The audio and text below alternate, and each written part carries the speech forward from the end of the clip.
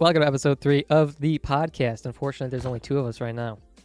The movie crew has been reduced. It's been boiled down and simmered down to just me and Flores. Don't worry, episode 4, probably, most likely, there's going to be more. Don't worry about the sketchy promo on the bottom. I just need to get onto Canva and fix that later. That's never going to happen. Anyways, to start this video, we need caffeine. I just spilled it all over my microphone. Did not drink it fast enough. An amazing start. Try it again. Yeah. You know what you should have got? What you should have got is a 5-gallon worth of Dr. Pepper. You know, that would have worked too. We got the cold spaghetti. We got the caffeine. My stomach is completely filled up now with a whole bunch of black coffee. It feels miserable. Let's get right into it. So, Perfect attitude to I never watch really grew up poor. I'm not gonna say that because I've seen what poverty is. I've been to third Controversial. world countries, and I just could never look at my life and say that I was poor. Of course, in comparison to the people that I went to school with when I was growing up and in grade school, I was definitely below average. And it's crazy to look back at, not just because of how I experienced life and also like the person that it turned me into, but also to see the things that I fantasized about and what my dreams were so different to even those around me. And the status symbols even of what the kids were into back then. I hope to tell you guys a few really specific. So far, I think this is pretty agreeable. At least for me, as a middle-class citizen. Yep. I am so privileged. I'm very wealthy. I grew up kind of like poor, so I'm doing well now, but grew up quite poor. So yeah. So far, I hope she kind of like goes more in depth about what she means. Exactly, like on status symbols, like if there was something that, like, you know, the kids that she'd go to school with or whatever, her peers, had to have in order to be part of the elite, as it were. Yeah. Oh, I was too busy eating my cold spaghetti. I took a bite of it. I realized this spaghetti is way colder than I thought it was, and like I was struggling getting it down. It was basically, it was like trying to chew up an ice cube and swallow it. It was painful, so I didn't hear half of anything she said. But this is what we're supposed to be doing. We're supposed to be reviewing what she's saying. You can't focus on the spaghetti here. I mean, the spaghetti tastes fine, but cold. Cold spaghetti. The spaghetti is cold. Yeah, no, it's very chilly. No, I took it right out of the refrigerator, and I didn't even microwave it. I was like, I'm on a tight schedule. Also, my mic is too loud. How about now? How about now? Is my mic still too loud? How about now? You sound pretty good. No, it didn't change for you. Yeah. Yeah, it didn't change for you. What were we talking about? Oh yeah, being wealthy. Yeah. Yes, I was gonna say spaghetti. Of course, obviously, we know I know the value of $1. I know how to save money, how to budget. I don't buy name brand stuff when I go to the store, but I don't care. I don't care about name brand things. I don't care about wearing Balenciaga and Gucci or whatever. I don't care about how I. Sorry, there's a sneeze coming, and it's just like sitting. Okay. It's sitting right on that, right in there, and it's like really annoying. The anticipation was building. I think we. You can watch call anticipatory Great ASMR? Value a brand, great brand. What? Great Value brand. I'm trying so hard not to sneeze. I just wanted to come out. Anyways, Great Value. You talking about Walmart brand? Yeah. Yeah. There are some things that you need to buy store brand. You can't buy everything. I mean, not store brand. I mean, name brand. You got to buy some things name brand because some things you can't get at Walmart. It tastes so bad. I don't remember, like, how about floss ups? You know, the the weird looking things with the little floss on it. You get in there, get in the bag. You can't buy those store brand. Like the little like picks that have like the little bit of floss on it. Yeah, one of those. Like the Hmm. green ones where it's got the sharp end and then Yeah, yeah. it's like a fork looking with the floss on. You can't buy those cheap because they break. You put that on your molar, snaps right off. I'm like, what's the point? Immediately. You got to use 3 of them to floss once. I'm like, all right, well, I'm not doing that. I'm never gonna floss ever again. I just started getting regular floss after a while because I got so tired of trying to use those. Yeah, So I just kind of get regular floss, and then I just kind of wrap the ends a few times around my like yeah, indexes, and then just really dig down. like the dentist too. Yeah, I Hmm. like the floss ups because you can really get in there. Because I went a long time without flossing, and then there's some buildup in between. I just got in there, Hmm. and I just, I I Got all scraped it that right off. bacteria out. You're like, you're Get that gone. calculus out of there. See you later. What was I talking That about? calculus. Yeah, it's that's what they call it in the dentist. That's what the dentists call it. Mm. I wish I had some more coffee right now. That'd be pretty nice. Anyways, yeah, like that's a thing my mom always says we're poor, and like she says Hmm. that we're living like paycheck to paycheck, and like she's always said we're poor, but if we can afford to go on vacation, to save money and go on vacation, and like if I can go to the grocery store and I have money and I can eat and I'm not hungry and there's always something to eat, then I don't think we're poor. I think we're fine. Hmm. I'm very I think like as long as you can say that you have a like you can comfortably save money to have like a disposable income, like at least part of your input income is just like disposable. yeah, I don't know exactly how I'd quantify it, like what percentage of your income that you could just kind of throw away. Um, but as long as you have like a good chunk that you can, just have left over and spend on whatever you like, I feel like 10 to 15%. you, yeah, like I made that number up. There is a number. I learned it in personal finance that I forgot. But no, look at me. I got a huge bed. So many instruments. I have a drum set. I have a violin. I have a guitar. I have an acoustic and electric, a bass. I have a computer. I have 3 monitors. My desk is the size of 3 desks. I'm eating a bowl of cold spaghetti right now just because I can. I got my room just is just downed a bunch of black LEDs. coffee. Yeah, and literally a whole cup in 10 seconds just because I feel like it. And then literally my bed is like huge. It's like a full size queen size. I've always had a Mm, huge bed. I can't yeah. sleep on a small one. Um, literally $250 amp just sitting right here. Maybe even $300 amp right here. Another one right here. Another amp. Hmm. I'm not even trying to be grateful anymore. I'm just flexing. I'm just flexing on you guys. I got this, and this. Like, Yeah, you see this? You see this camera? poor See this could camera? never be See this me. camera? See the VR See this headset? mic? Yeah, you see this $289 microphone that I got from a raffle from a LAN event Oh. that cost $90, I think it was. So Mhm. actually, the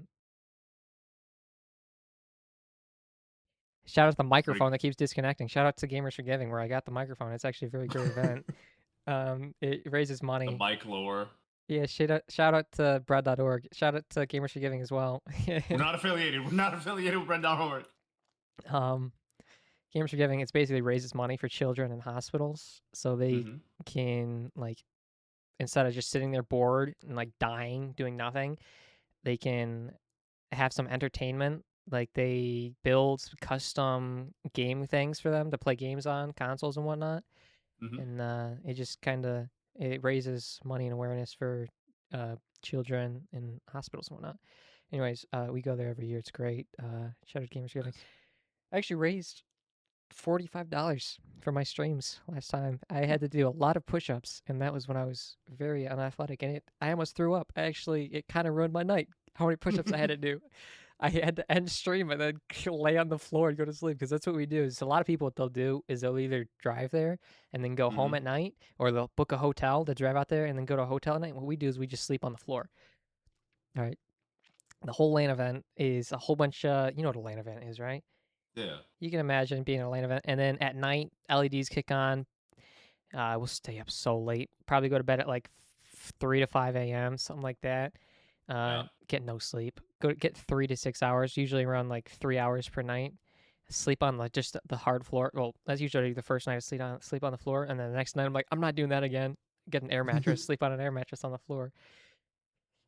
But pillow, honestly, it's not bad. I love Gamers Forgiving though. It's so awesome seeing so many people there, and actually they have a lot of sponsorships every year. Last year they were sponsored by Ghost, giving away free energy drinks. Some of them were very delicious, very very delicious. Uh, Great, very great place. I love it. Nice. I always go. Yeah, if you guys want to go to Gamers Forgiving, you'll see me there because I'll be there. One in Michigan. There's a whole bunch of them. I'm not gonna be in California. I don't know why you guys think I'm gonna do that. Anyways, back to the first topic on being um privileged and middle class. There's so many. I don't even understand how many people in the world are struggling to even drink water, and that's just like so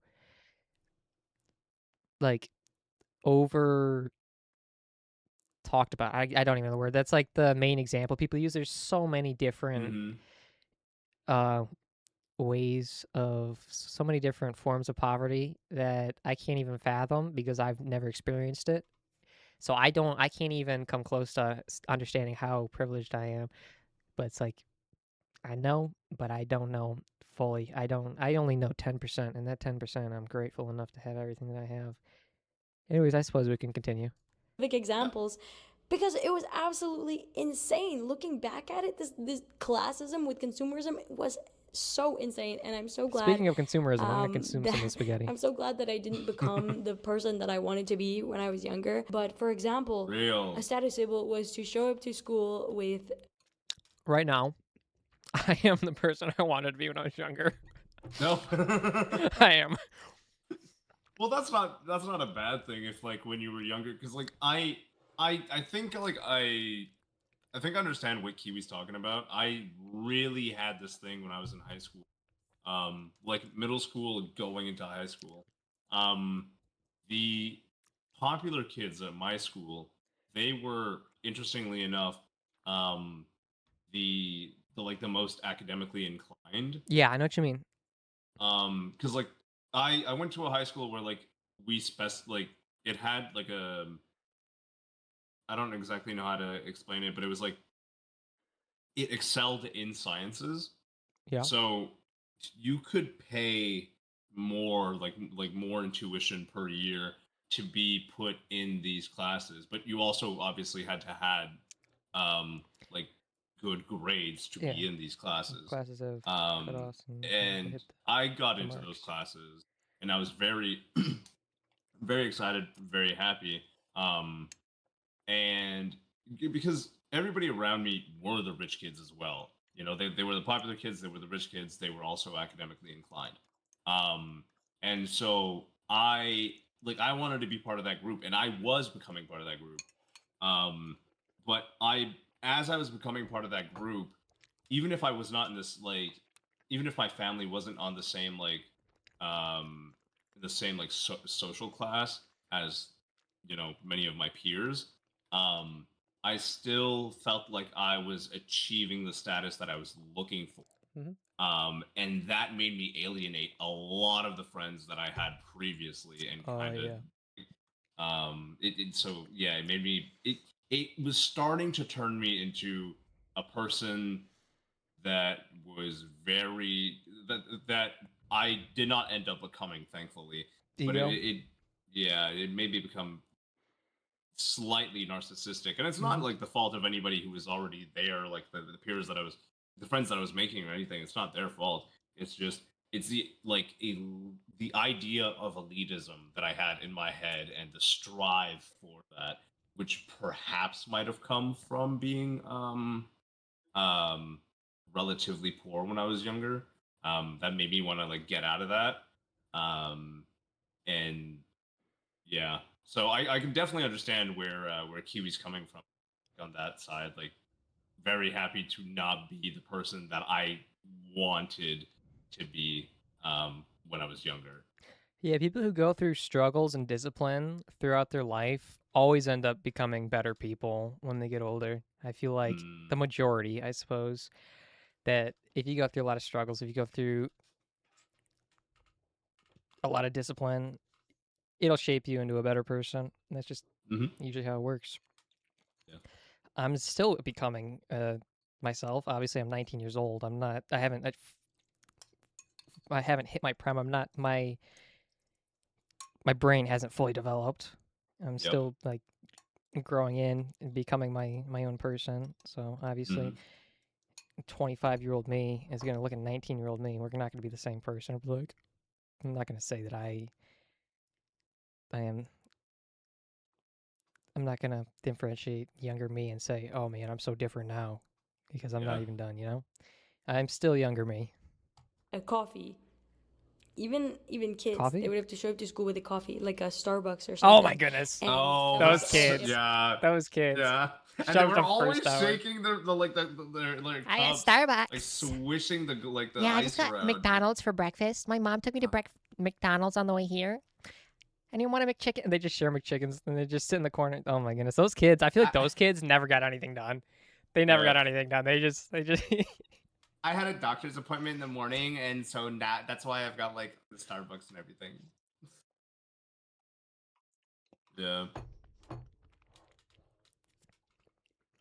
ever wanted. Even in middle school, I had begged my mother to put me in cheer camp, and cheer camp's really expensive. So we obviously couldn't continue doing it, but for maybe 2 years, I was able to do it, and I'm really grateful for that. I was so excited. I was also really socially awkward, so it was actually quite hell for me in the social aspect. But it was so fun.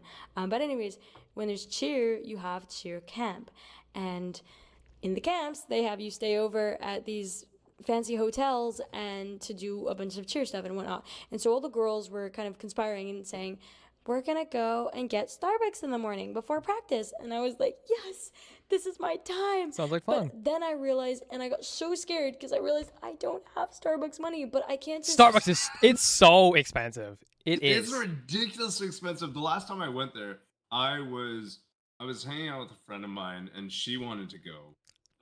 So I'm like, okay, whatever. I haven't been like a fan of Starbucks since I was maybe 15. Like when I was about like around 14, Yeah. 15, I like it. I would go semi regularly with another friend of mine. And like I would get like a caramel mocha frappuccino or something like that. And I Buzzwords. thoroughly enjoy. Yeah, I thoroughly enjoyed it at the time. But so this last time I went, which The was treat. maybe 2 years ago, went there. She offered to pay for me. I did not want. I didn't feel comfortable because I know it's expensive. But she's like, "Oh, it's okay. I've got the points." And I'm like, "Okay, fine. Like, I'll let you." So she paid for me, and I saw like on the register because like That'll be you know like 25.50. I think it was like $18. Oh my gosh. Yeah, and that's like Canadian, so that would probably be 13 US, Oh. which is still like That's ridiculously for one expensive drink. for I can have a cup of regular. coffee for 50 cents. Yeah, for like a regular drink, and I drank it, and I'm like, I am so sorry you spent your points on me. This is terrible. I could make something so much better at home for much less.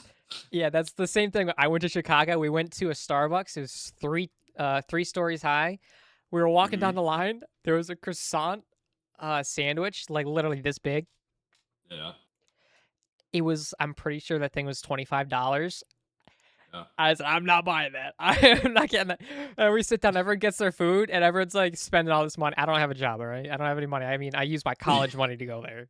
Yeah. I was staying at my friend's house who lives in Chicago, so I didn't have to hmm play for. All I had to do was pay for the ride there and then back hmm home. And then obviously I ate while I was there. I didn't mooch off them. I spent my own money when I ate there, but Mm. I ate as little as possible. It ended up costing. Well, I had to buy unlimited data on my phone for that. Give me 3 months. That was $100, and it was $100 to get there. And then I think it was like $350 for the food. I stayed there for a whole week, so it ended up Oh being like yeah. $450. It was very, very cheap. It was great, but I'm sitting there like, hey, Aiden, why didn't you get anything to eat?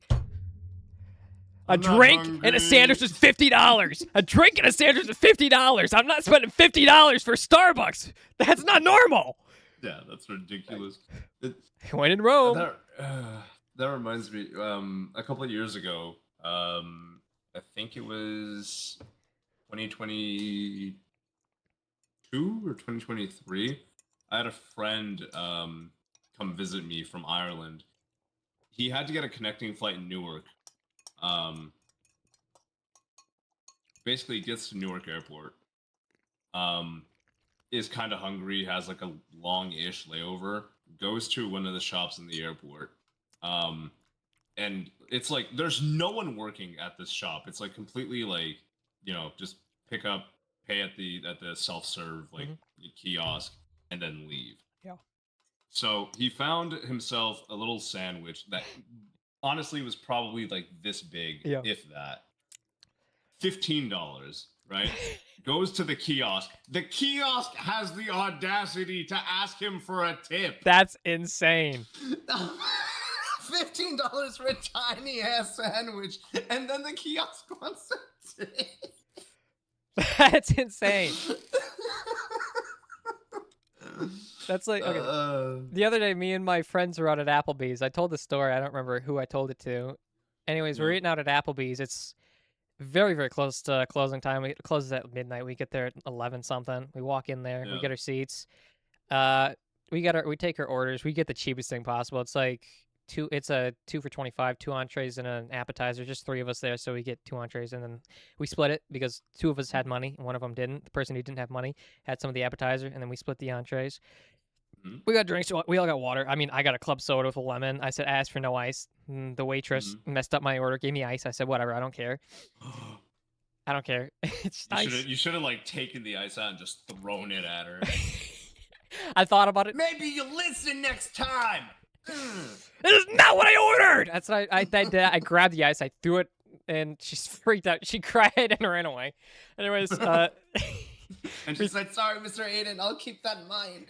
She came back. We finished her food. We went to pay. I just told my friend he can pay for it. He took out his credit card. I said I cash up in the money.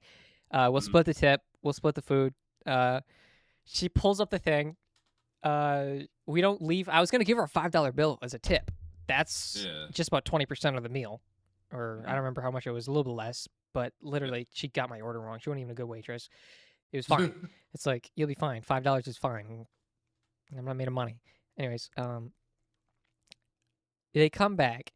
She gives him the card reader. She's holding it in her hand. Puts his card, and then she just she turns it around. And says, it's gonna ask you a question. It looks away, points in his direction, and I see there's 3 options on there: 18, 20, 22, and then bold tip. There's not even an option for no tip. Seriously? That's insane. Wait, there's not an option for like custom tip? No, there wasn't. And then he pressed 22. He pressed 22. No! I'm like, what are you doing? I'm staring at him. I'm staring. Why would you choose 22%? She wasn't even good. I don't have money for that. You wasted my money. And then I gave him the money for it. I was like, why'd you do that? He was like, it was just a tip. Stop being so stingy. I'm like, I'm not made of money. I was going to give him a 5. And then he ended up giving him like 8. That is crazy to say stop being stingy when you're spending someone else's money. What? What are you doing? What do you mean 22%? That's insane though. You got my not drink having wrong. A choice to put a custom like your like custom percentage of or however yeah, literally. She came to the table like twice and she got my drink wrong, and I was still gonna give her $5, which was like which is right still generous. Right under 20. I always tip 20% if I can. I always do. I always tip. But I was just insane going to Applebee's, and then it ended up being so much money. I think that was the whole story. We can continue. Not go, because when you're that age, like, to fit in is so important.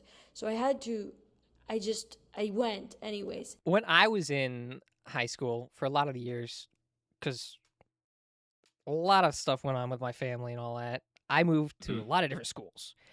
Okay. I went to probably 1, 2, 3, 4 different schools. First one was only first grade, though, so that doesn't really count. 3 different schools. I went from one school from 2nd grade all the way till, like, 9th. Other one, I went from 10th to 11th, and I dropped out, or maybe 9. I think it's just 10, 11. Mhm. Dropped out in 11th, and then the last one I went from 11th and 12th. Anyways, I only knew people at my first school, or technically the second one. I didn't know anyone at my last 2 schools I went for 10, 11, and 12. I didn't talk to anyone. I didn't do anything. I was very, very, Secluded. secluded, a recluse, Mm. introverted. Didn't talk to anyone. I didn't really care. So I also didn't care about my appearance either. I didn't care how people saw me. I didn't spend any money on looking good. I didn't put any time into my appearance. That's why I was just overweight and I didn't really care. And I didn't invest any time to discipline myself until I eventually did. I don't remember why, but I eventually did. And then now we're here. But a lot of my childhood, I didn't really care. Well, I did care how people saw me, but I didn't do anything to fix it. And I got bullied a lot in some of those schools in the last couple of years, but I never really understood up until the last years why people cared so much about how others look and why people spend so much money on trying to look cool. Like I have a pair of shoes right now. The pair of shoes I'm wearing, my Under Armour shoes, I've been wearing them since high school. I'm still wearing them strong. Yeah. Great shoes. Shout out to Under Armour. The soles are starting to fall off, but I just super glue them and they're good to go. That's like I so I had the opposite thing where like image was a big thing for me. Um it's funnily enough, my high school had uniforms. But there were different types of uniforms, and I usually only wore the one that I thought looked best in general and looked best on me. Um, and uh, yeah, a bunch of different things. But there are other things that, like, slowly but surely, I guess, um, like, I started growing into who I am now. Um, like the fact that I think I got my Timberland boots when I was either 16 or 17. I still have them. Those are like the daily, like the pair of boots that I will wear whenever going out. Like it can be, I was gonna say 40 degrees. That's Celsius. It could be like 110 outside, and I still like wear Oh them. my People goodness. think that's crazy because they're boots, but I don't know. I'm comfortable in them. Yeah. I had them with me when I went to the UK. I've hiked up mountains and everything. They work well. I need to buy a new pair and a bigger size now. Yeah. But it's something that I bought a while ago, and they have lasted this long, and they still look all right. Like they honestly don't look like really beat up at all. And it's just something that I can use, get around with rather comfortably, and they don't, like I don't have to worry about messing them up. Yeah. I put a lot of emotional value into some of my items, like my shoes. I love using things at work as long as I can. I'm not just gonna just because it looks bad. I'm not gonna just throw it away and buy a new one. That's a waste of money. Like if it works, I'm gonna keep Yeah. using it. And I might have some holes in the insoles that go all the way Mm. down to the rubber, but I don't care. It still works. It's fine. It doesn't really bother me. Just shoes. But it's like I've had those shoes for so long. I can't just stop wearing them now. Like I'm gonna wait till I literally can't wear them at all. I have 2 other pairs of shoes, Yeah. but one's a size 9.5, which really doesn't fit, and the other one's 11.5. I keep those in the trunk when I go to the gym because the gym I go to, you need to switch your shoes, Okay. or clean shoes. So I mean, I wear the clean ones for that, but that's what I wear is 11.5 wide, which I probably need bigger shoes than that. The 11.5 wide, while broken in, they're still not wide enough. Shoes are just they're not made for humans. They're way too narrow. Way too narrow. They just ruin your bone structure or your toes. And my toes are kind of I had my dogs out the other day. Me and my friends were at the park and I was getting all sweaty, so I took my shoes off and my socks off and I was airing them out. He's like, "Why do your feet look like that?" I was like, "What's wrong with my feet?" He was like, "There's nothing wrong with my feet." You got alien feet. He's like, "Where are your toes at?" Oh, is it because like the They get bent right inwards. at the front? Yeah, they get bent. Like That's what happens when you wear tight shoes. Like even my shoes aren't even that tight, but still, like I'll give you a visual demonstration right now. I don't even care, but it's like they don't even look that. You can kind of see. You can't see that, but the video can see. Yeah. Like how on my baby toes and the smaller ones, they start getting bent inwards. But I think my feet look normal. Yeah, I don't think they look like They get weird. kind of bent inwards. I can't really see anything good at that angle, but I actually kind of have people freak out when I do this. I can separate my toes, and then they Yeah. freak out and say, "Why are your toes so long?" Your feet look really weird. And I had to think. I would wait for everyone to order Guys, don't clip already, that. Don't and screenshot then I that. would go last in line. I'm thinking I and might I'd just wait blur till that no out, one was actually. in line with me, and no one wanted to wait. Sorry, can you read in here a word you just said? And then I would go last in line, and I'd wait till no one was. I'm just not realizing I shoved my feet in her face to show the camera. Oh man, she's just sitting there like, yeah. Look at my feet, Kiwi. was in line with me, and no one wanted to wait back then because there's no real friendships. So I would wait till I'd be the only person in line, and then I would order a milk because you couldn't get a water. You just couldn't get away with that. I'm having a lot of trouble understanding And you what she's could saying. get away with a milk? I'm having a lot of trouble comprehending what she's saying. Like the caffeine in my head, it's just words going in one ear and out the other. It's just like I'm hearing what she's saying, but it's like when you're reading a book and you got to keep rereading the same line. It's like you read it, but you Yup. can't hear it. I don't know what she's It's a saying. jarbled mess. What was she talking about? Milk? Why was she saying something about milk and water? So apparently she was waiting in line and she was by herself because nobody else wanted to wait with her, which by the way, That's pretty normal. terrible friends. Oh, wait, she has friends and they're choosing not to hang out with her in line? Maybe not. I don't know. 'Cause- she did say that she was like This is at school? socially awkward. This Church is camp. camp? Okay, well, I mean, Yeah. if you don't know the people there, I think it's normal for people to not just come and wait in line with you. But if you have Fair. friends there, then yeah. But like, yeah, I'd imagine she would know people there, but like even maybe not. And she did mention that she was socially awkward, so maybe she like didn't. And It takes I a hope really she doesn't take extroverted offense person. to this, but she still is, and she'll admit it herself that like she I mean, she prefers to be inside by herself sometimes, and Shy's the one to like push her out. It's a lot easier to be push her to extroverted go out. online. It's a lot easier to Oh, be yeah. extroverted online. Yeah. I'm an ambivert. I'm introverted in real life, extroverted online. This is how it works. Yeah, like I feel like I'm the same way. But in a sense, I can also be extroverted when I'm out and about. But like, it's Take some confidence, some caffeine. You just gotta feel good. yeah. And It the also more helps you- to have somebody else that you're comfortable with in the situation with you. Yeah, thinking about that. When I'm hanging out with my friends, I don't care where I'm at. If I'm hanging out with my friends, I'll do literally anything in public. It's kind of funny.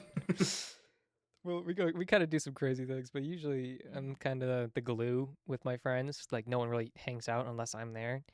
So when we're out in public, going in a store, I'm like, all right, guys, we've been in the store for half an hour. It's time to get out of here, so we're not hogging the aisles before we get kicked out.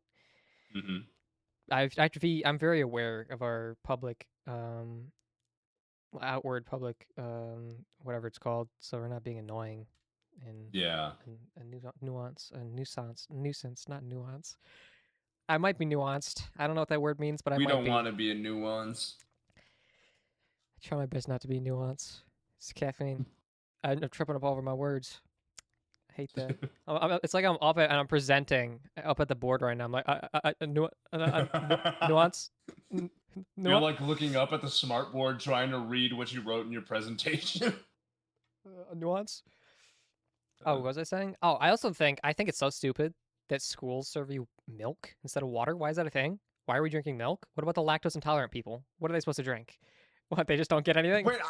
Wait, that reminds me of something. She ordered milk at the Starbucks. She's lactose intolerant. Also, to go back on that right quick, because you can't get away with ordering a water, but you can get away with ordering milk even if you weren't lactose intolerant, but you are. What?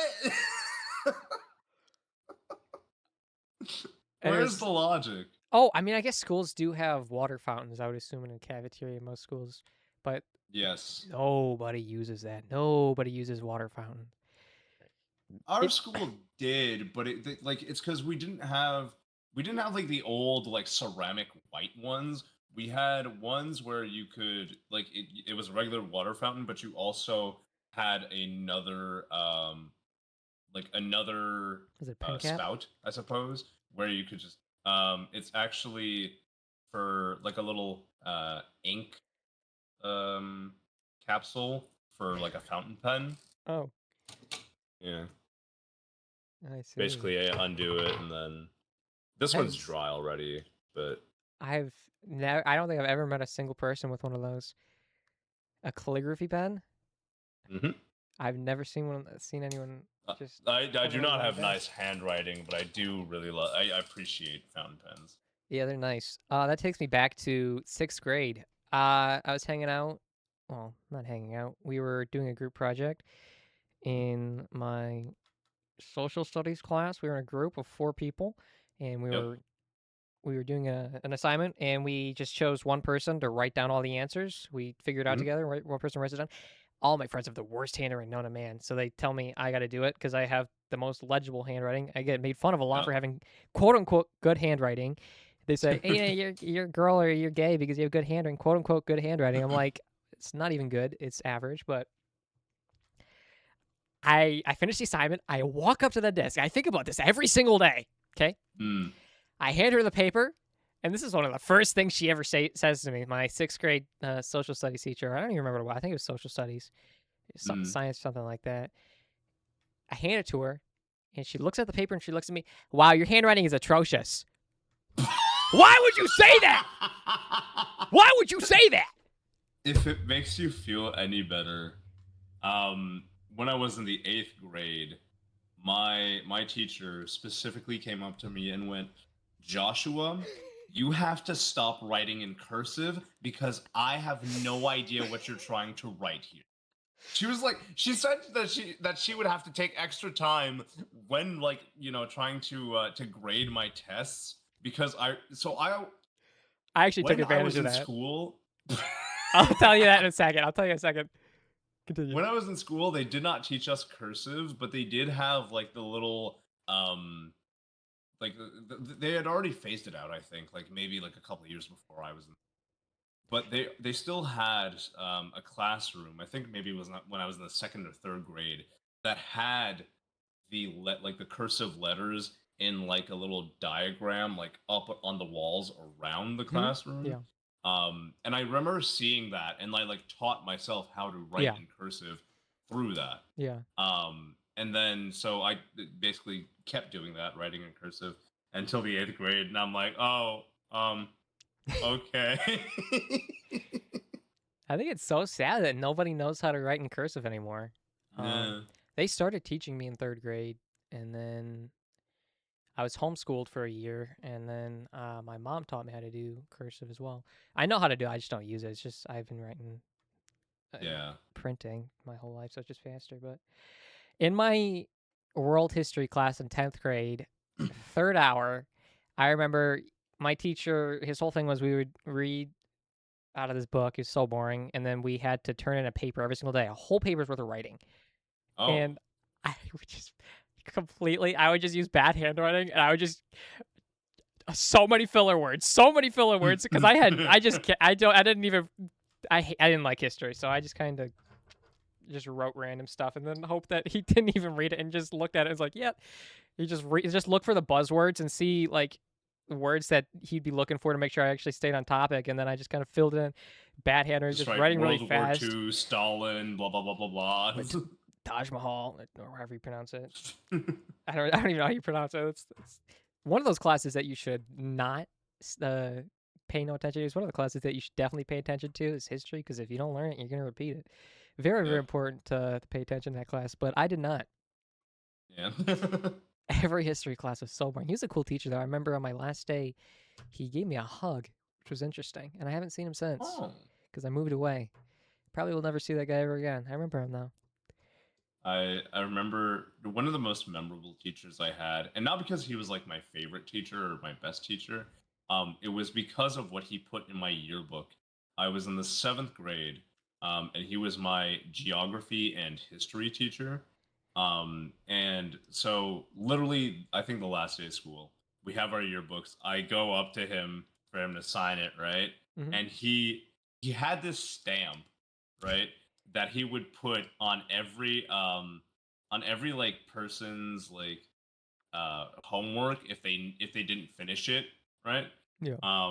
And it was just literally he stamped my yearbook and it said work incomplete and he signed it. That's funny. No, it was really odd that he gave me a hug because I never talked to him. I was Oh. in the last from ninth grade all the way till 12th. I didn't talk at all in any of my classes. I didn't talk to the teachers. I didn't talk to any kids. Oh, I was okay. just the silent kid that just went there to do my homework or do my work and then went Yeah. home. And I guess that's probably why he liked me, is because I just did my work and left. Mm. But that You takes think me he back. thought you were depressed? Oh, I He's was. like, I I was. gotta give this kid a hug. He was cool though. But 11th grade, when I knew that I was going to be switching schools in 11th grade, I was already halfway done with the year. I knew my Mhm. grades weren't going to matter, so I didn't have to go to school anymore. I didn't have to keep going. I Oh, probably shouldn't have kept going. I probably wasn't even allowed to, but I walked to school. It was okay. probably like half a mile away or quarter mile away. It was within walking distance. I'd get up every morning and I'd walk to school at 6 a.m. Yeah.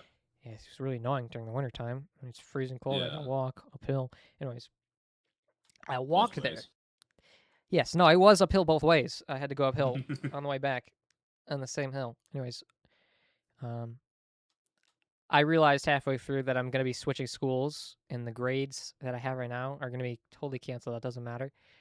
Mhm. So it just felt so good going to school because I knew I didn't have to be there. Every Yeah. single kid in that school has to be there. Doesn't matter if I'm there. I don't have to pay attention to any class, but I had an amazing. What was the class? I can't put my finger on it. It was a marketing class. I think it was.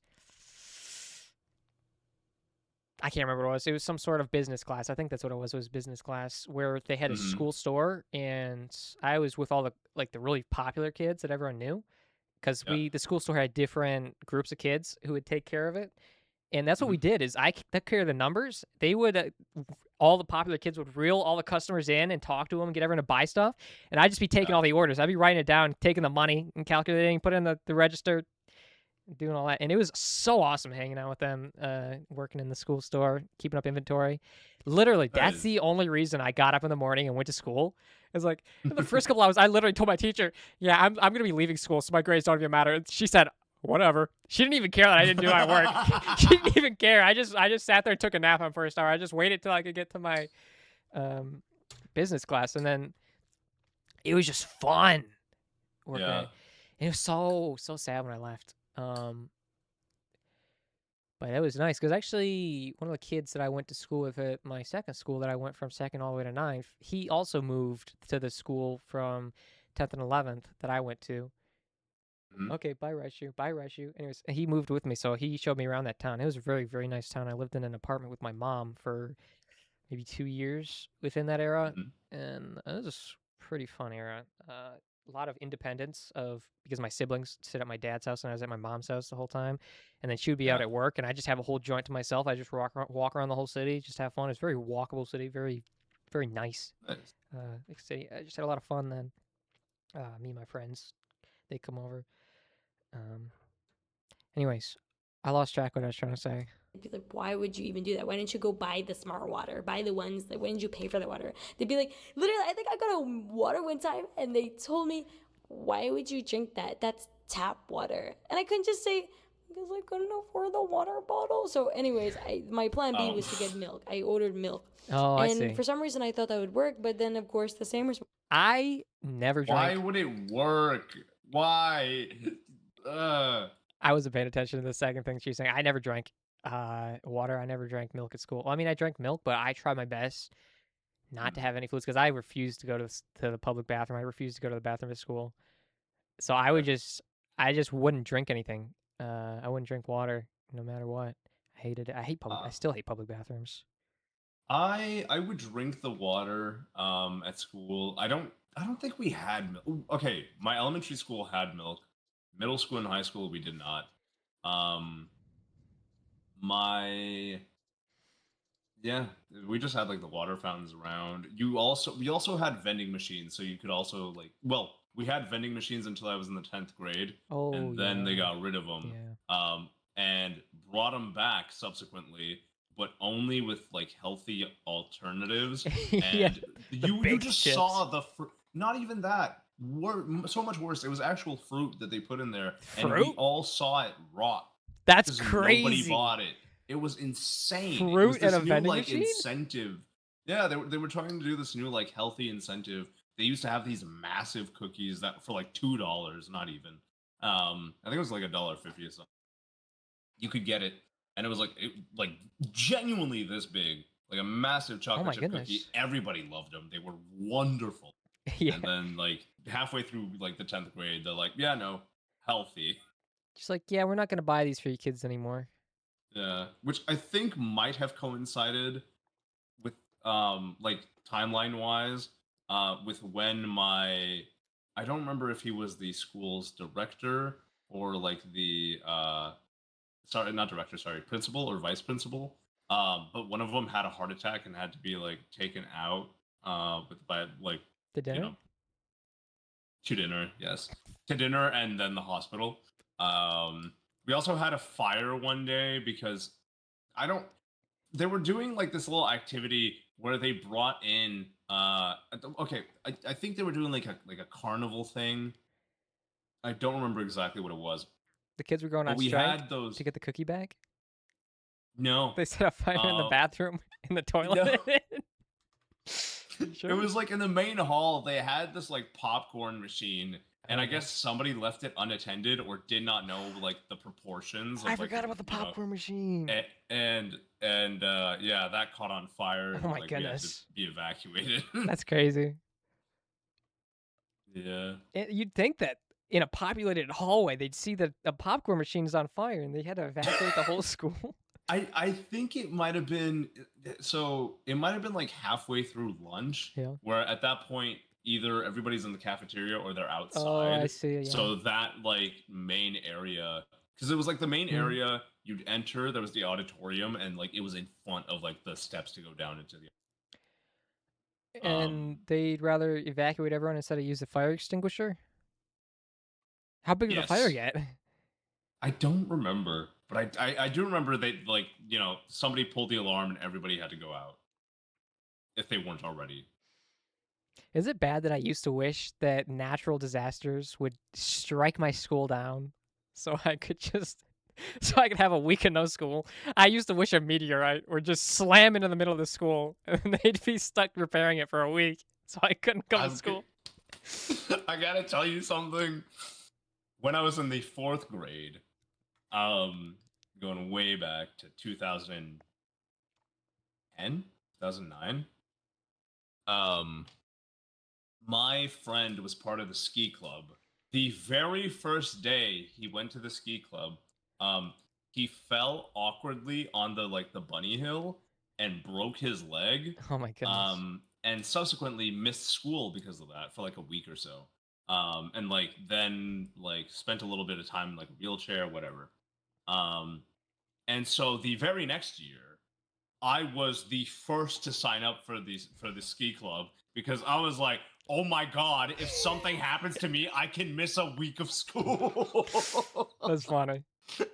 That was the only reason I signed up for it, but I'm glad that I ended up doing it cuz then I started snowboarding Yeah. and I really enjoyed it. Hmm. I wish I got into sports. I never got into sports. Well, I mean, I did when I was very young, 3rd grade, little league, Mm. and all that. But I'm talking high school. I wish I got into sports. If I could go back in time, I would have changed up how my. I probably wouldn't have changed anything. I'm gonna be honest. I wouldn't have changed anything. I take it back. Response was, "Did you just get milk? Why would you get milk from Starbucks?" And I would just try and fake something and say, "Oh, yeah." I feel like the popular girls were a lot meaner than the popular boys at the school, at least for me. Because if like the popular boys were being like mean or something or stupid, like I don't have a problem saying something back or talking to them. But it's like Yeah. just with girls, it's just like I don't know how to talk to girls. Yeah, I don't know. It's funny. I imagine a lot of like what Canadians and I imagine a lot of like people from who are not in the US know about like American high schools is what they see on like TV shows or movies or whatever, and apparently that's exaggerated. But Very funnily dramatized. enough, yeah, exactly. Like I was talking to my girlfriend who's from Georgia, and she like sometimes we'll talk about like things that happened like during high school or whatever. Georgia's in the And United States. yes, Okay. Atlanta, Georgia, and so we'll be talking about that. And apparently, the things that like I say about my high school, like we had hazing. We had a kid who, like one of my friends, who was like on the first day of ninth grade, was kidnapped during lunch, thrown into the back of a car, driven around like recklessly, and then dumped in a dumpster. That's Um, crazy. which seemed perfectly normal to me. And I told this to her, and she's like, what? Like That's that's something insane. I'd expect from like an 80s like evil jock movie. And I'm That like, is no, that's insane. just regular hazing. What are you talking about? That is insane. That sounds like fun. That sounds like it'd be fun. Yeah, that's what I was thinking as well. I was not a victim of any hazing. Luckily, I was able to like kind of scrape by. But a lot of my friends ended up getting hazed. And it's just that's just kind of how it was. I'm glad you And told like that I'm story. not, yeah, and like this didn't happen like like ages ago. Like you know, where like people would expect it to happen. Like she's like, oh, it sounds like in like an 80s or 90s movie, right? This was 2015. Oh my goodness. I'm gonna tell you, Yeah. every single person watching this that heard this story has never heard of that, and they're just as surprised as me. Yeah, it was like 2014 or 2015, and it's like, yeah, it's just what happened. That's crazy. I don't really like coffee. I just like milk, Trying to start something new. But that was so deep for me back then. Even like with fast food, because when I was at that age, I was only eating really most of the time rice and eggs.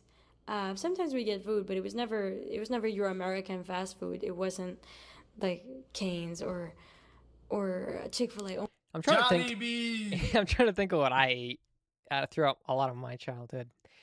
Mm, There was a point in time where we started having a lot of fast food. I haven't had fast food in a second.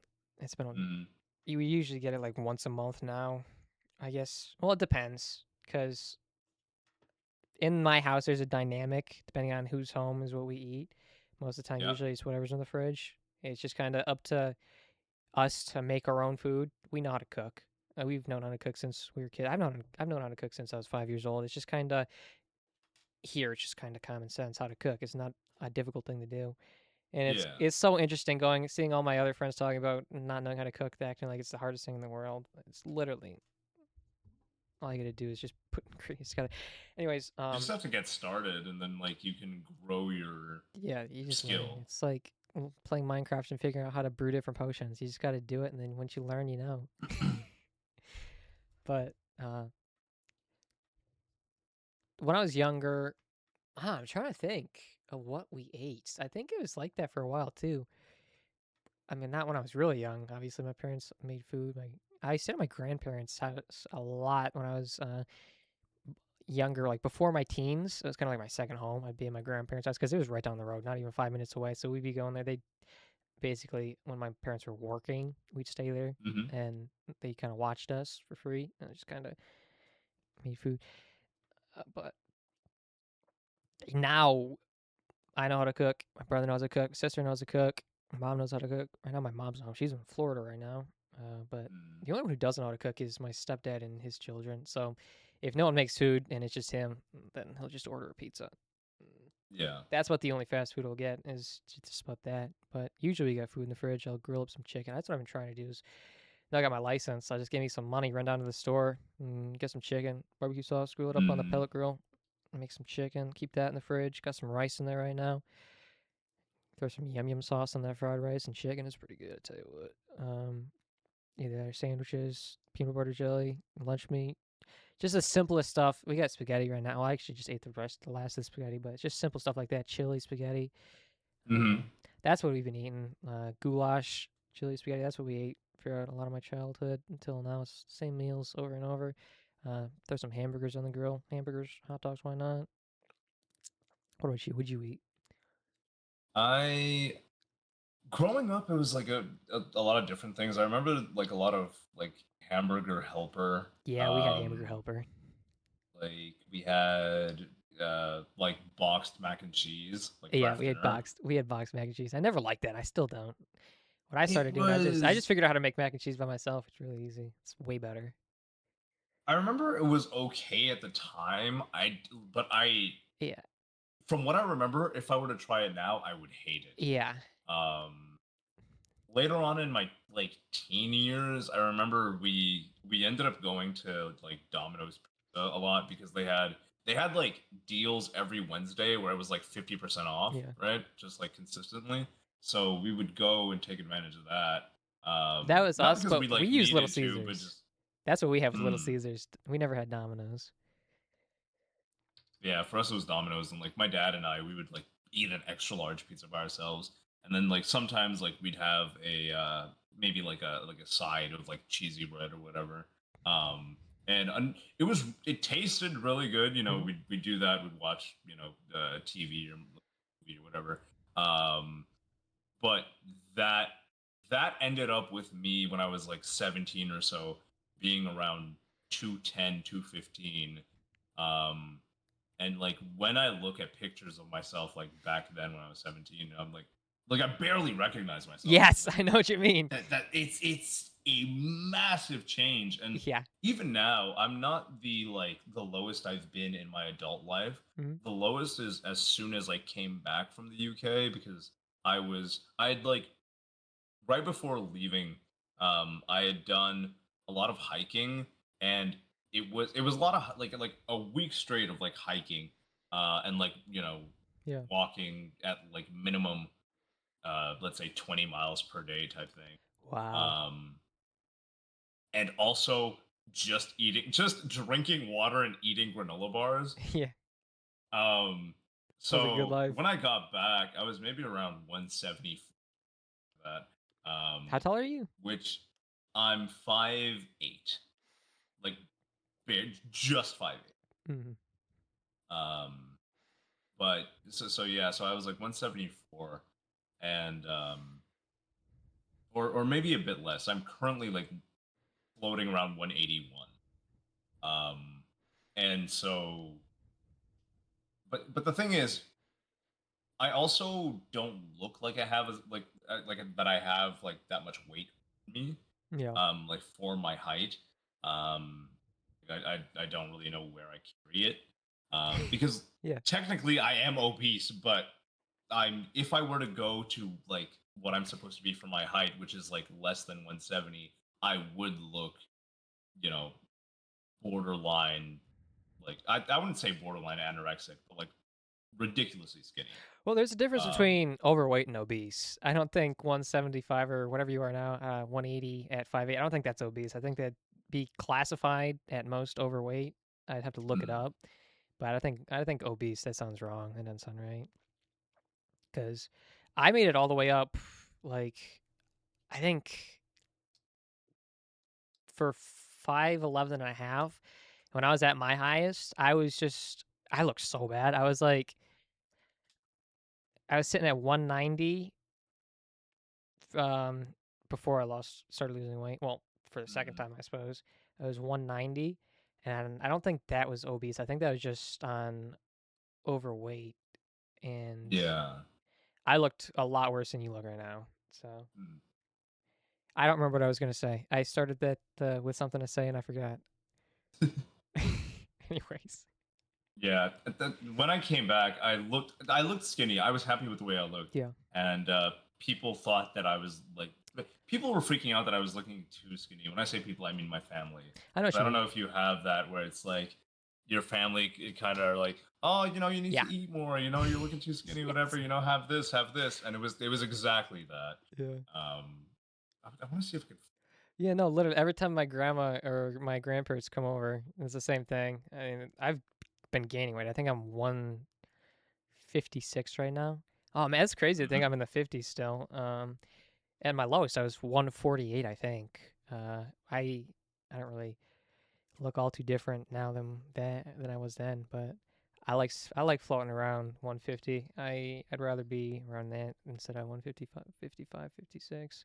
But I have put on a little bit of a little bit of meat instead of fat on my bones too. Mhm. But I'm not angry at my current appearance, my physique, and my weight. I mean, I don't really need to look good for anyone, but I realized how many really overweight people have a transformation and they're going through a transformation and their final weight and their final goal is like bigger than I am right now. Their goal is to Yeah. look like me.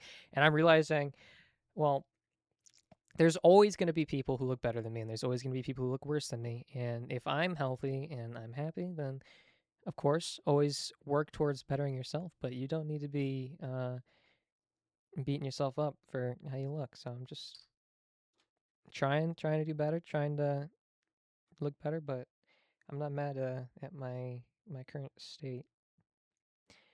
Exactly. That's what I tell myself. Trying to find a picture when I was around there. Yeah. We can continue the video. Yeah, I was about to say I'll continue the video. I'll find a Oh my picture gosh, too. I wanted those two brands so bad. The only time I ever got to try them was whenever my friends would buy them, and What I would be brands? that one fiend. I'd be like, please, and I would get them, and I would just think I would eat my little sliver of chicken tender that they would give me, or Chicken. the extra bottom greasy fry that they didn't want, and I would just dream and think to myself, I'm gonna get rich so that I can buy any fast food that I want. Oh my goodness, yeah, that was me when I was younger. I wanted to go out to eat. I thought to myself, when I get a job, I'm going out to eat every Yo, single day. And then I I learned wanted about a nutrition. Happy Meal every day. I used to have when I was like really young and like we'd go to McDonald's.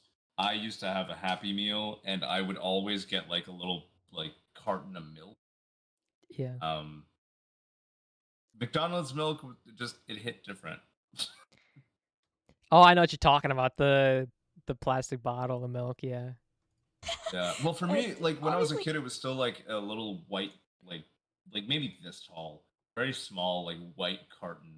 Oh, it was a Um, carton? Like yeah. cardboard? Okay, I've never seen Hmm. one of those. Yeah. I don't know if they, because like I think they stopped offering it. You know, like when McDonald's did like changed their like appearance, like from classic McDonald's appearance to like the minimalist style. I'd have to look it up. Classic McDonald's to minimalistic McDonald's. Images. Yeah, there you go. Oh, you're talking about when they were all happy and Yeah, yeah, joyful. when they were And cool. had like a proper play place and not, Making sure this dead. isn't gonna dox me. Yeah, Yeah. yeah. When they were I think when they did that change is when they might have uh certain items from the menu and when they would have changed the okay. carton to I mean, I went to McDonald's when plastic. they looked like that. I remember that. Okay, still looking now for a that I'm picture. older, I can afford it, and I don't get it because I know it's bad for your health, and it low-key is still Terrible. a waste of money to me, in my opinion. But that was all I ever wanted. I think maybe I was just a chud from birth and just a freaking chungus. All I ever wanted was like food. I literally would fantasize about fast food. Yeah, whenever we would go to the grocery store when I was young, I went every single time. I still do. Well, I mean, I Yeah. guess my parents don't go to the store anymore. But when I was young and they went to the store all the time, I would always go with them, and we would go to grocery trips all together as a family with both my siblings. We would each get one thing each. We'd be allowed to get something. My siblings would go to the toy aisle and get like $5 plushie or whatever. Every single time, I always got something to eat. I always got a snack, and it was such a bad decision because it'd be gone in 10 seconds. But I don't know. It was just me. So I always had to get something to eat. Here's a picture of me. Okay, so that's like you at your heaviest. Something like that. when I was younger. Here you go. You can see that. You can't really see it because the camera doesn't want to pick it up. That's me obviously making myself look bad because I don't even know when I took this one, maybe 14, 15, probably 15 or 16 I took that. And I was probably around 190, 200. Because around then I was up 200, over 200. And then I lost weight. And then I got back up to 190. And then I went from 190 all the way down to 150 where I came to now. It's just kind of my whole life went up and down. Really, oh man, I gotta lose some weight. Okay, I'm fine now. I can eat whatever I want. Oh man, I gotta lose some weight. I'm fine now. That's me at my heaviest. You see it more like in the face, like it's a lot rounder, and I look at this picture and I'm just like ah. Oh, that reminds me. I have a picture that I- every time it I was look like a slug in a picture. I don't know if I can find it, but I have a picture where every time I see it, I'm like, I can't believe this is real. just it's kind of sad to think back on because I think you I could just probably find it on. you my realize files. those things aren't so like they're such small things, but to me it was, I think also maybe because I didn't get enough, maybe I wasn't eating enough at home or something, but I was always starving at school. Like I was ravenous, I was so hungry. Someone would pull out snacks and I'd be like and I'd have to not, because you don't want to be needy and be like, please. You just have to be like, Oh, I didn't care. As a looks kid, really good. I didn't care. Oh, I In can't the show you South, there's all these random clothing brands that just make T-shirts. They'd be like Simply Southern, Vineyard Vines, like with a whale on it, and there was this one literally called like Tyler. I think Tyler's, and it just had the word Tyler on it. They're normal T-shirts nowadays. I wouldn't even buy them, even though I can afford them, and I think they're only maybe like 20 bucks, maybe 40. I don't know, but I wouldn't buy them. But back then, I wanted it so bad. I thought that meant you were it. You were them. Whole You're in the time, cool club. this is what these kids were wearing because they didn't want to wear their nice clothes.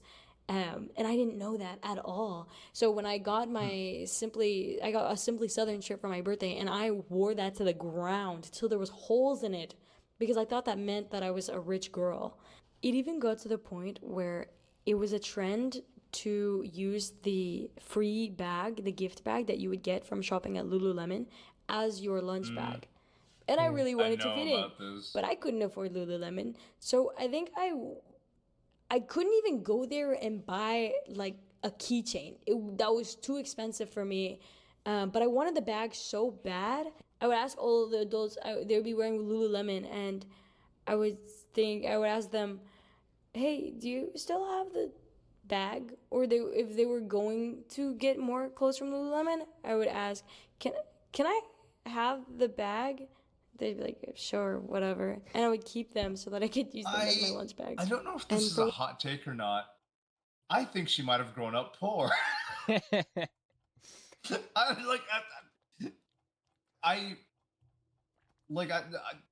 From what she's saying here, I think that she was trying. I don't want to say like going out of her way to be humble in the beginning, but like I think that she was comparing herself to like poverty. She does mention like extreme poverty in third world countries and like that. So I'm guessing she was comparing like her lifestyle to that, and she was like, "Well, I wasn't poor." But from what she's saying and the things she's recounting, I maybe lower middle class. That's what it sounds like. Yeah. Once this yap actually has a takeaway. I'm Where's sure this you've heard of picture? the phrase, one man's trash is another man's treasure, of course, but in this scenario, it's more like your daily habits or maybe even vices or just your quick fix or whatever you brush off normally and experience could very well be someone else's dream or fantasy. Yeah. And inversely, if you fantasize about something that someone else has, it's probably important to consider that maybe it's not something worth wasting your brain energy wanting. Or even then, if it is something so grand, the fact that you want it, the fact that you can even perceive it and think that it is something that is possible to have by someone else, then it is possible and very well possible for you to achieve. Do you understand what I'm saying? Like, when I was younger, I never thought that I could have any of those things, and now I totally could. Of course, I don't, but the fact that I could ever want something like that shows that it was ever possible in the first place. So, anyways, that's the end of my yap for today, and I'll talk to you guys later. It's over already. Bye. Thank you for yapping. Bye, Kiwi. Oh, yeah, see in the flip side. I couldn't find the picture I was looking for, unfortunately. That's too bad. The slug picture. Yeah. Oh my God. I forgot that I said that's what I say. You just call me a slug? I realized, that's what I called it. It looks. You ever seen the one picture of Jay Cutler on his bulk and he's eating food? The edited one.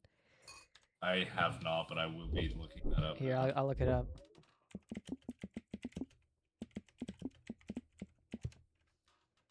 I look like this in that picture. Oh. I'm sitting on the chair and I look over it and I got like a. That's what it reminds me of every time I see it. And I'm like, I can't believe that's a real picture of me. That's not edited. That's insane. Anyways, Oh, we're commenting. episode 3.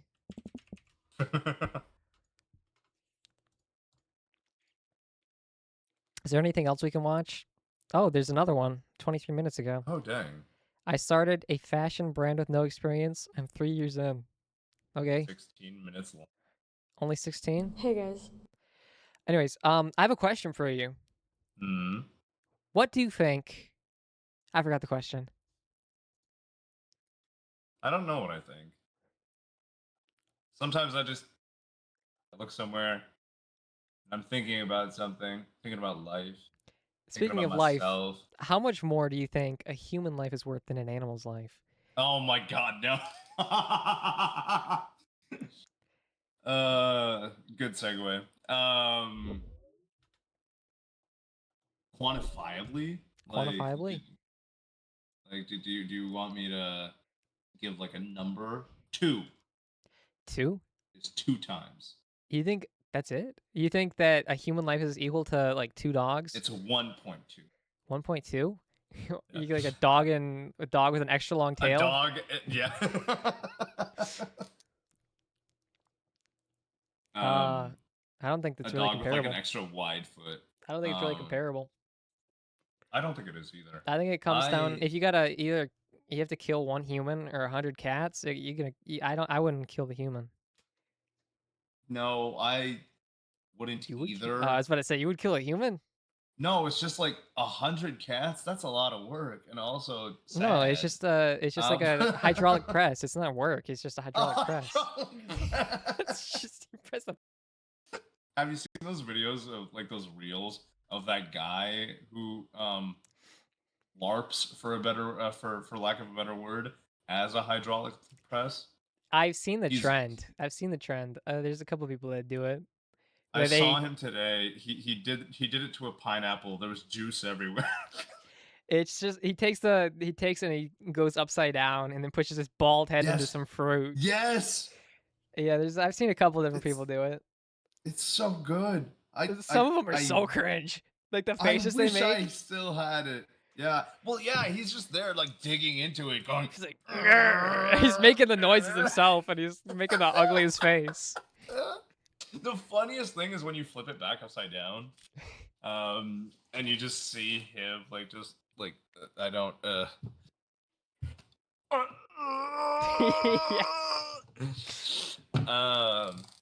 No, I see those videos on my phone and I just look at it in disgust. I'm like, this is what we're doing now for views, and I swipe away.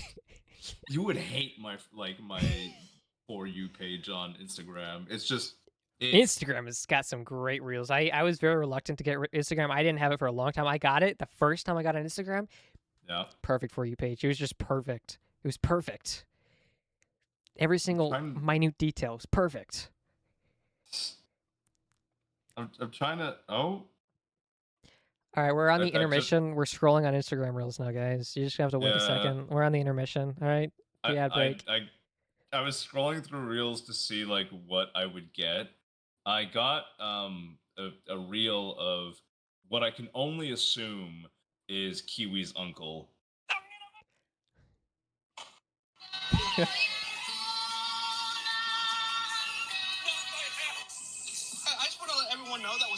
A-zone hit. That's a line breaker, but you know what? A-zone is A-zone. Remember your phone. You gotta look. You try to take a screenshot. There's just a hole in the middle of it. Oh, yeah. It's like you got angry and instead of punching it, you used your 1-inch finger punch. You like your index finger. It at work and what onto a nail? You dropped it on a marble? How did that happen?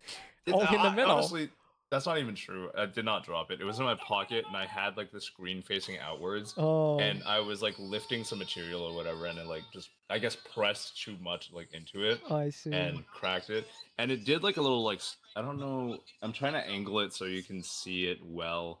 You just turn the phone off. You can probably see it. I don't think so because you could only really see it in like at a certain angle.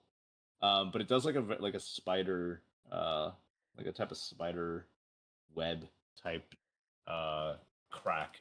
Oh, The only way I could really describe it. It really, it's like the center, like hit, and then it just kind of cracks off. Yeah, I see.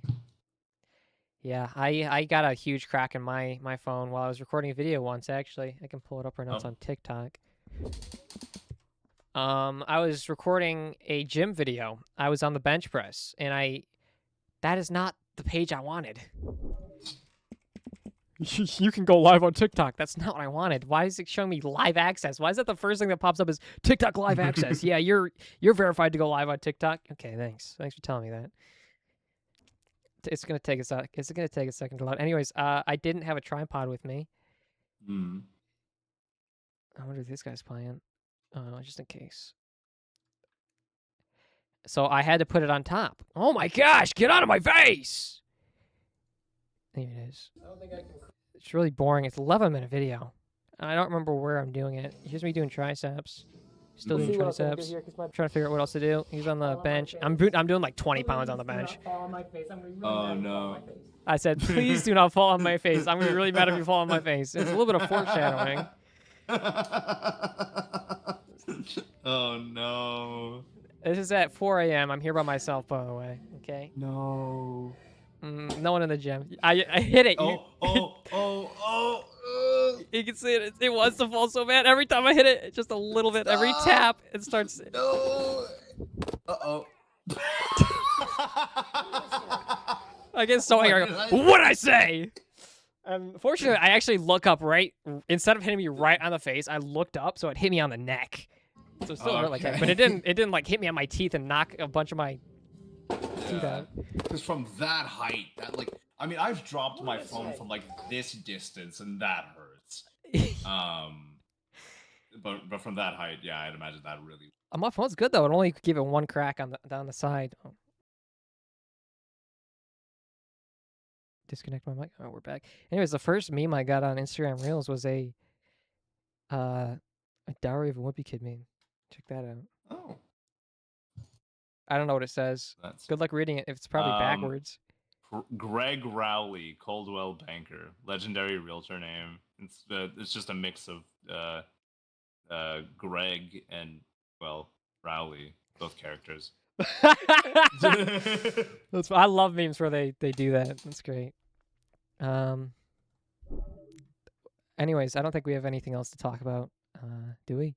We can go back to watching this one. If you know me, you probably know me from something content related, but what a lot of you might not know is that before I ever did anything full-time content related, I actually was a clothing brand owner and self-proclaimed fashion designer. Now, I do still own this brand, but I wanted to share with you guys my experience because it is so different. You think she can sell me like my merch on there? You think she can make GFP merch and sell it for me? Huey, we got some stuff for you to sell. I need some help. Hear me out. Hear me out.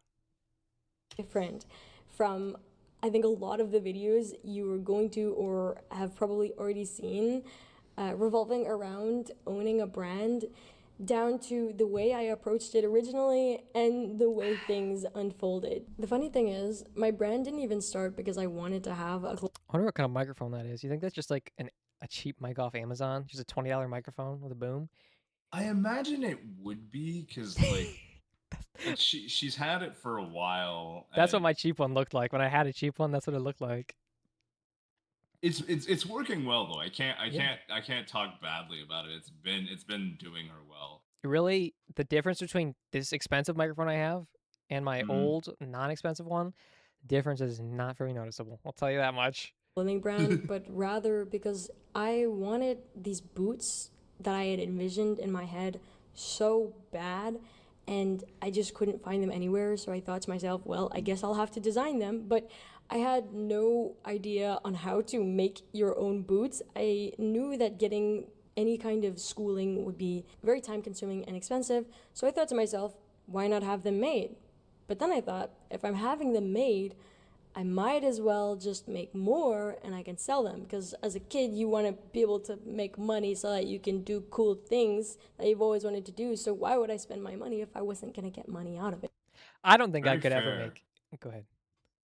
I was just saying very fair, and also I find it very interesting that this video comes out literally yesterday. We were talking about how we wanted to get the free boots from Kiwi. Was I there when you were talking about that? Yeah, it was before Raishu left, I believe. I don't recall. We were talking, yeah, we were talking about her clothing brand. I don't know how it came up. I mean, to be fair, we were watching her videos, so I mean, How it's do I not not. remember this? Yo, I do remember. It was when she was on the roof. I remember that. Well, I mean, I was yeah, that playing the doesn't really guitar. That's narrow it probably down. why. That's multiple. I was probably playing the Multiple guitar and not paying videos. attention to what you guys were talking about. I don't think so. I remember I It's had the guitar out when she was on the roof.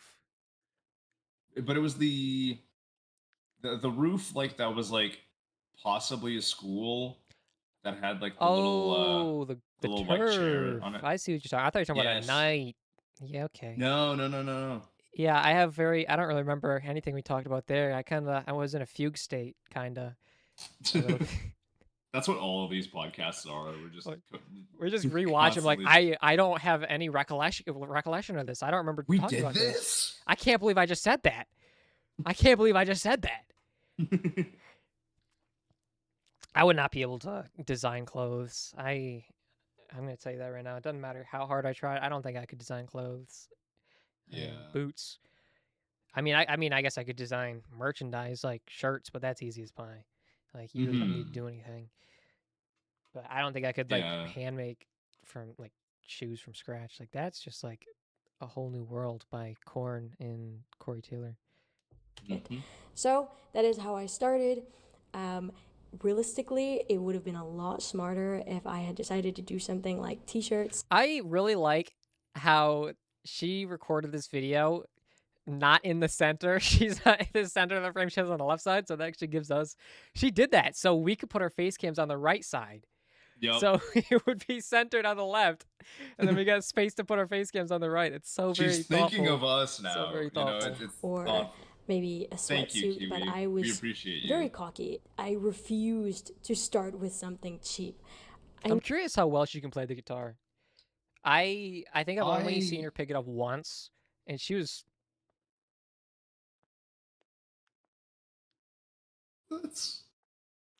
She was struggling to play. That's mean without any words. Just She was struggling, but that was just one song. I think it's been a while since she's played. I remember seeing somebody in either somebody in chat or her. She said it herself somewhere. I remember hearing somewhere, seeing somewhere that she had not played in like a very long time. And she was like trying to get back into it. But I imagine it's something similar to me where like I had lessons and everything. I played the guitar. I have not played it like consistently in 7 years, Wow, perhaps. 7 years, 7 Been words a long by Deftones. It's a long time. I never took lessons. I never learned how to play guitar. I just kind of, I grabbed it and I got on Songster and I looked at tabs and then I just kind of guessed what you're supposed to do. know that that is the way a lot of people start, and that is a very logical thing Wait, to is she do. talking about the guitar? It's easier to design. It No. costs less Oh. money. If you don't sell them, it's not as painful for your wallet. But 17-year-old me didn't care about that. 17-year-old me wanted to do something big. So I designed a pair of boots, and not just any boots, but real leather boots with stainless steel hardware and platforms, which altogether is very, very expensive, especially if they're custom boots. It actually costed me $75 per boot to get produced, especially because I was not willing to do the fast route. I asked them if I could see into their factory so that I knew that I didn't have children working on my boots. So I did all of that, and $75 per boot is crazy. Yeah. $75 per Makes boot? sense why she's been selling them for, I think, 200 something. 150. And imagine $75 as a 17-year-old as well. That's like, that is, yeah. So the white ones, which are cool, but they're not as iconic as the black ones. And also limited, because there's only the only shoe sizes available are 7, 8, 10 and 10, 10 and a half, and 12. 6, 9, and 11. But those ones are actually on sale right now. Wait, so down. are they just boots? Or are there male and female boots, or just boots? They're just boots. Oh. Yeah, which is kind of confusing. Like, okay, it says fitting chart. I'm pretty sure they just go off like U.S. men's sizes. Oh, okay. Which is again confusing for women because Yeah. they have a completely different set of sizes. Yeah. I really wish they would say what's what, but I'm assuming because patriarchy, that it's men's sizes, but it doesn't specify, which is unfortunate. it was Oh, the black ones. Okay, yeah, they're full price because they're also sold out. They're entirely. Yeah, you can't get them in any size, so you can only get the white ones. Discounted down from $350 to $199. I feel like the black ones would suit me best. Boots. Yeah. expensive. It was really expensive. So I did the whole reached out to a manufacturer. I had the sample made. I spent my hard-earned teenager money. I was making like $8 an hour at the time. I spent $500 on a sample. It was these boots. $8 an hour? Doing what?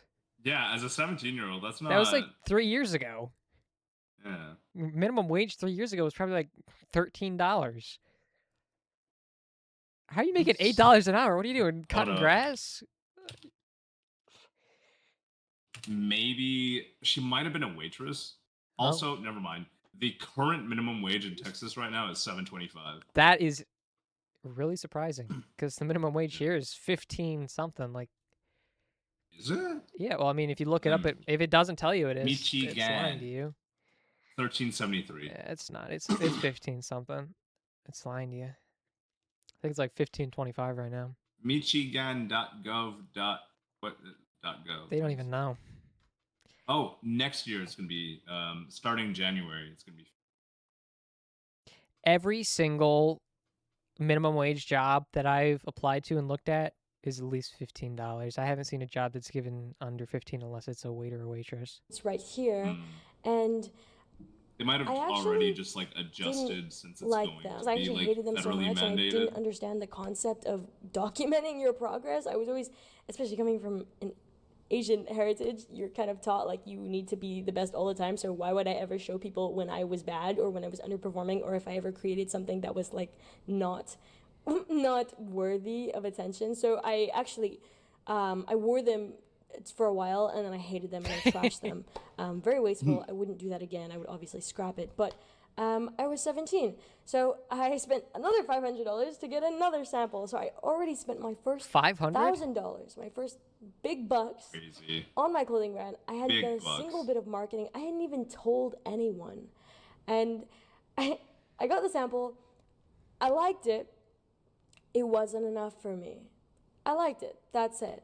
So I made more alterations. And then, being the very scatterbrained artist that I am, I developed 2 to 3 other boot designs. Upon receiving That looks like the 2 boot of from Back to samples the that I Future paid for, 2. 3 Like other that one right there. Do you know what I'm talking about? Type in Nike Air Max. Mag.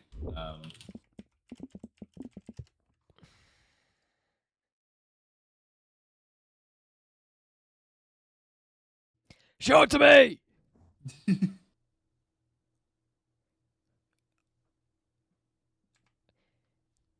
Is that the one with the laces that go down by Yes. themselves? I remember that scene. I saw behind the scene and how they did that.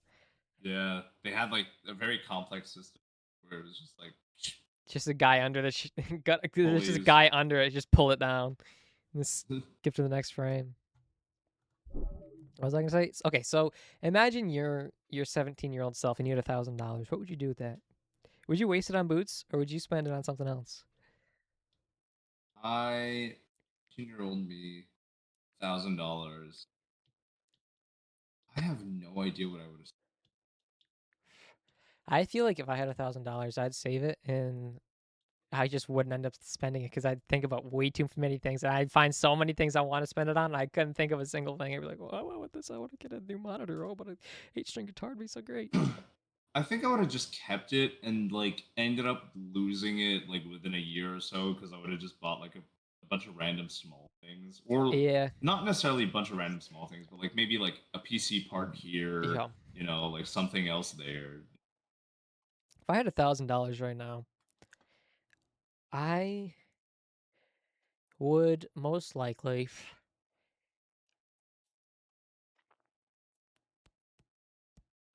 I have two choices. I think I would put it into the savings to get a vehicle because Mhm. that's my current plan right now. Is once I get a job, is save up my money to buy a vehicle, and then save up.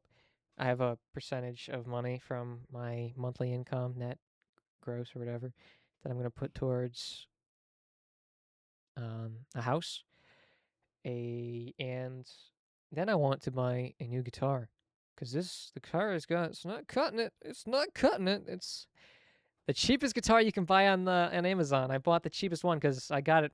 The first guitar I got, still the first one. I didn't know if I was going to stick with it. I mean, my acoustic is very nice, but my electric is very, very, very cheap, and I want a good one. I think I deserve. I've gotten good enough with the electric. I know I'm going to stick to it enough. I want an 8-string. That would be nice to have an 8-string, but if I got an 8-string, I'd have to get another just standard 6-string. Because right now my electric is, one, it's cheap. Two, the gauge of the strings is super heavy. So I can only play drop tunings. I can't go up to standard, or else it'll snap in half. Oh. There's too much string tension. Either the strings won't snap in half, but my strings will snap. It'll be way too tight. Yeah. I can only go up to, I think the highest I've gotten it is drop C. That's the highest. System of a Down. C sharp I might have made it. I think I went to drop C sharp and C standard around there, drop C sharp. I don't go to drop C sharp though. That's kind of pushing it. I keep it in drop B right now. That's where I keep it in. That's where I play in. Between drop B, drop C, and C standard for the songs I want to play. But it'd be really nice to be able to play drop D and just normal standard songs. Yeah. Usually you don't go any higher than standard. I don't think any song does. But it'd be really, really nice to have a guitar that I could play the songs. Because my acoustic guitar I have right now is, it's so nice. It's my baby. It's acoustic electric. You can plug it into the amp and you can play it as an electric. That's what I do sometimes. But if you play with too much gain, it'll pick up the inside or reverb, will pick up the amp, and then it'll freak out and get really loud. Because it's a lot more sensitive because it's got acoustic on the inside that reverberates along with the amp being loud. So if you just don't play with a whole bunch of gain, you'll be fine. But same thing with my bass. My bass is also this cheap you can get. That nice. I'd like to have another bass. I'd like to have a 5 or 6, probably 5 string, maybe 6 string. Play 5 string would make more sense, but it'd be nice to have a nice bass because it is actually. I like my bass right now because it's cheap and it's really heavy duty. It's super heavy. Mhm. I could slam it into the floor and it's not gonna break. That's what I like. Is I'd be really rough with it. I want to get a lot of. Another thing about my guitars, I want to get stickers and I want to personalize my guitars. But every time I go anywhere to try and find stickers, anytime I go to a Guitar Center or any joint where you would buy stickers, they're all out and I can't find any stickers. I want to get stickers of bands, of TV shows. That'd be really nice to have a personalized guitar, but I can't find any anywhere. They don't sell them, and it's expensive to get them online. So it's I've got 3 electric guitars. 2 of them. The one is the very first one that I got, which was like maybe $150, if that. The other one was the other 2 were given to me. Yeah. One is actually quite good. It's an Epiphone. Hmm. Like and I like it. It's a nice guitar. I think the third one I've never played because it was given to me with like 3 broken strings and I never restringed it. I've only played like the first 2, and I think all but one have like either some sort of crack in the neck. Like I can still play it. There's no Yeah. problem. It's like very surface level, Yeah. but they're all kind of cracked. I bought one Yamaha acoustic guitar, and I played that a little bit, and I really really liked it. But I bought it for like as a gift for a Mm. friend, and it pained me so much to Yeah. have to give him his gift. But yeah, I'd like to get a resonator guitar at some point, and like if I got back into playing it, like, Yeah, my acoustic's a Fender. oh, nice. It's nice. What was I gonna say? Yeah, no, my electric costs between 60 and 80 around there. Same thing with my bass, around 60 and 80. I like it. I like it a lot. I need to get a new strap for my bass because the strap for my bass guitar is like $1.50 strap and it comes off every time and it's not good. Yeah. It's not good. But I don't play the bass as much. I go through cycles of playing the bass and then the guitar and the bass and the guitar. One is more fun than the other. Playing Primus and then playing whatever on the guitar. Boot designs.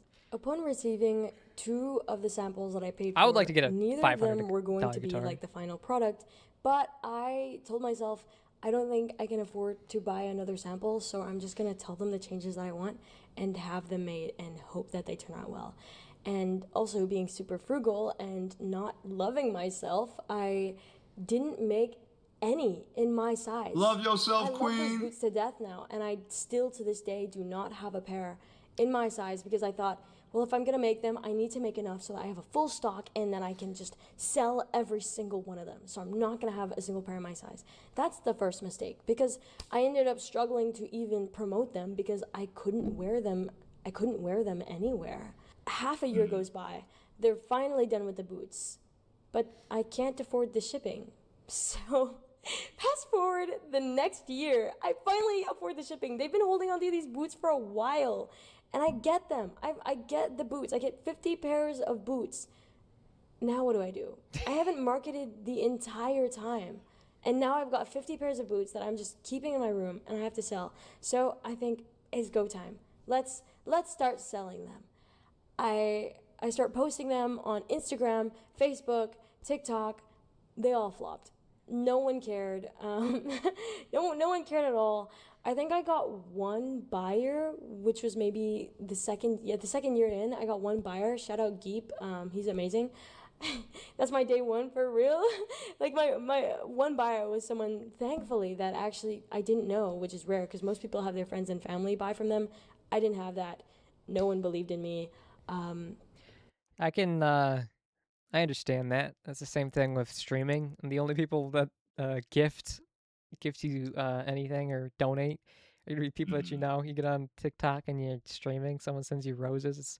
Someone sends you a Yeah. galaxy. It's not gonna be random. It's like, oh, what's going on, Quest? It's thanks for sending me 2 galaxies. What was that, $40? Guess what? I only get $8 out of that. So I hope you're glad that you just spent $28 and gave it to TikTok. It's like, you didn't give me money, just It's like cash after bits me. on Twitch. Like they don't like you pay. I think it's. I don't remember how much per bit. I think it's supposed to be like a cent per bit, but like to buy them, I think you're probably paying about 2 cents per bit, and maybe half of that gets like to the streamer. I don't remember exactly what it was. Like I usually dissuade people from sending bits. I'm like, if you want to donate something, here's my PayPal. Yeah. So that's it. Um, Same thing with YouTube. You get like, I don't remember what it was. I haven't streamed on YouTube in so long. I think it was like 60% on Twitch. I don't know what it is. On I know YouTube has better percentages than. and TikTok, it's like 38%. It's like, what are you doing? You're getting most of your money from ads and sponsorships when you actually get viewers and you're getting big. That's where your income's going to be coming from. So that's why you gotta make connections and you gotta reach out to agencies and whatever, so you can have people promoting. You gotta just get viewers, and then once you have people watching your content, people will see, oh, I can give them money to advertise because they're getting viewers. Mm-hmm. So I've been pulling out the pencil and paper the last couple days because I've been trying to get back into streaming because I actually want to do it as an actual streamer. Instead of just streaming for fun, I want to actually do it and try and grow Yeah. for the first time. That's why I was able to just pull out an entire paper's worth of tips on how to stream the other day because I was like, hey, I just wrote this up this morning. Why not? And even that, I had no idea what to do with them because my organic marketing was failing. So I thought this was the time where everyone was. Oh, also the marketing on TikTok. You throw $9 into TikTok, it'll get you a lot of views. I really like their promotion, the way they work, for giving you free, for giving you views and followers or whatever you do.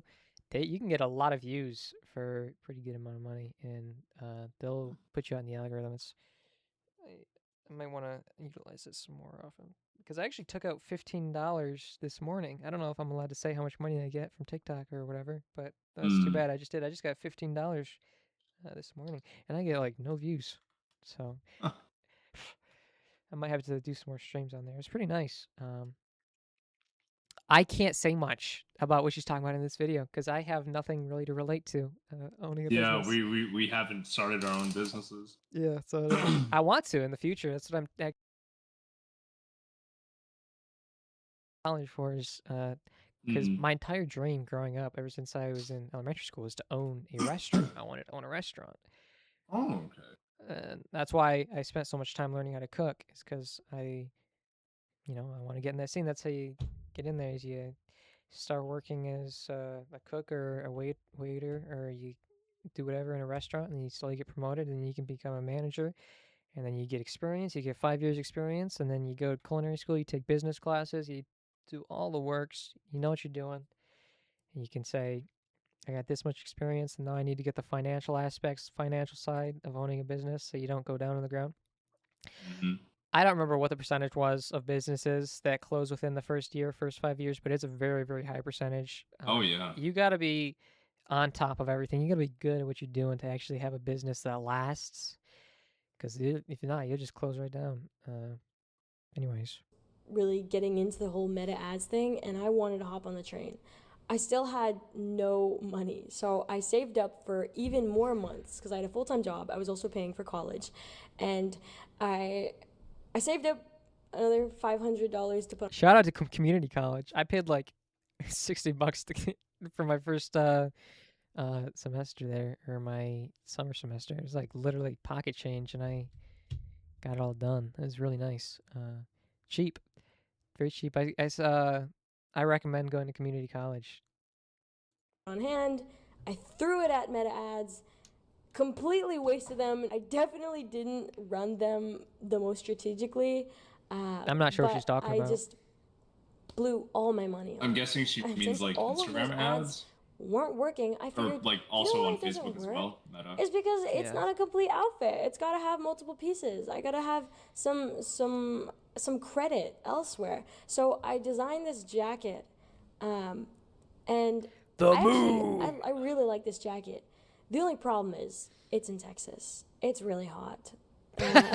So no one wanted to buy jackets at the time at all. No one cared because I didn't have a sense of brand identity. I wasn't able to market a narrative towards it. It just wasn't working. And truly because I wasn't faithful enough and I didn't stick it through. I just thought that if I did it and it looked good, then it would sell. Of course, that's not how it goes. I get this Makes sense to me. at a what it was called SwapCon, and I had all of my products there. It took so long to get all of them there. I don't know why I brought all of them. For some reason, I just thought that it would look more official when realistically I should have just brought a couple to show them and then had people buy them online, but I brought all of my products and I ended up selling, drum roll, 4 pieces. Oh, I 4. sold 4 pieces. Hey, I'm proud. I'm proud. Which was she exceeded my expectations. She did something. She exceeded mine as well. I said 0. Yeah. Dang, we do not have high hopes for her. By Kublai Khan. Like, my mind was blown that I sold both of my jackets, especially in the Texas heat. I was really excited about that. And 2 pairs of shoes. I had finally received some kind of actual financial compensation from this, and this really got me so excited. But of course, those were physical sales, something that I could have people inspect and check out.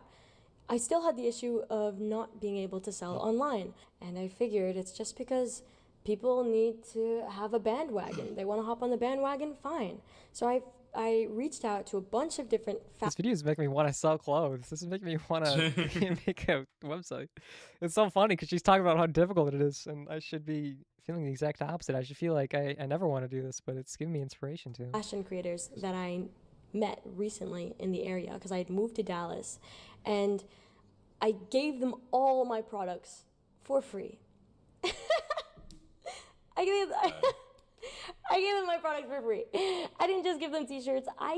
So she's spending how much per product and how many products? $4,000 for the boots. Just for the boots, it was $4,000. For all of them? Yeah. To have them made, just to have them made, not like for anything else, it was $3,750. Wait, so I thought she had like 40 things of inventory. She had 50 pairs of boots 50? At $75 each. Oh, I thought it was more expensive, like 200. No, I mean she sells them for that, but like to have them made, was 75. The jackets she has not said, so we don't know. We can only assume. Okay. Possibly, let's be generous and say it was 50 per jacket, and she also got another 50 pairs. That would be another $2,500. Just throwing away a pretty penny. Couple thousand. I gave them each at Hey, new friend, you want a couple $1,000s worth of my merchandise? Yeah. least $75 worth of product, if not upwards to $200 worth of product, because I was like, they love fashion. They're going to do it. They're going to promote it. Turns out there's levels to this, and a lot of the people that I gave the clothing to kind of just posted them once, and it was just, that was it.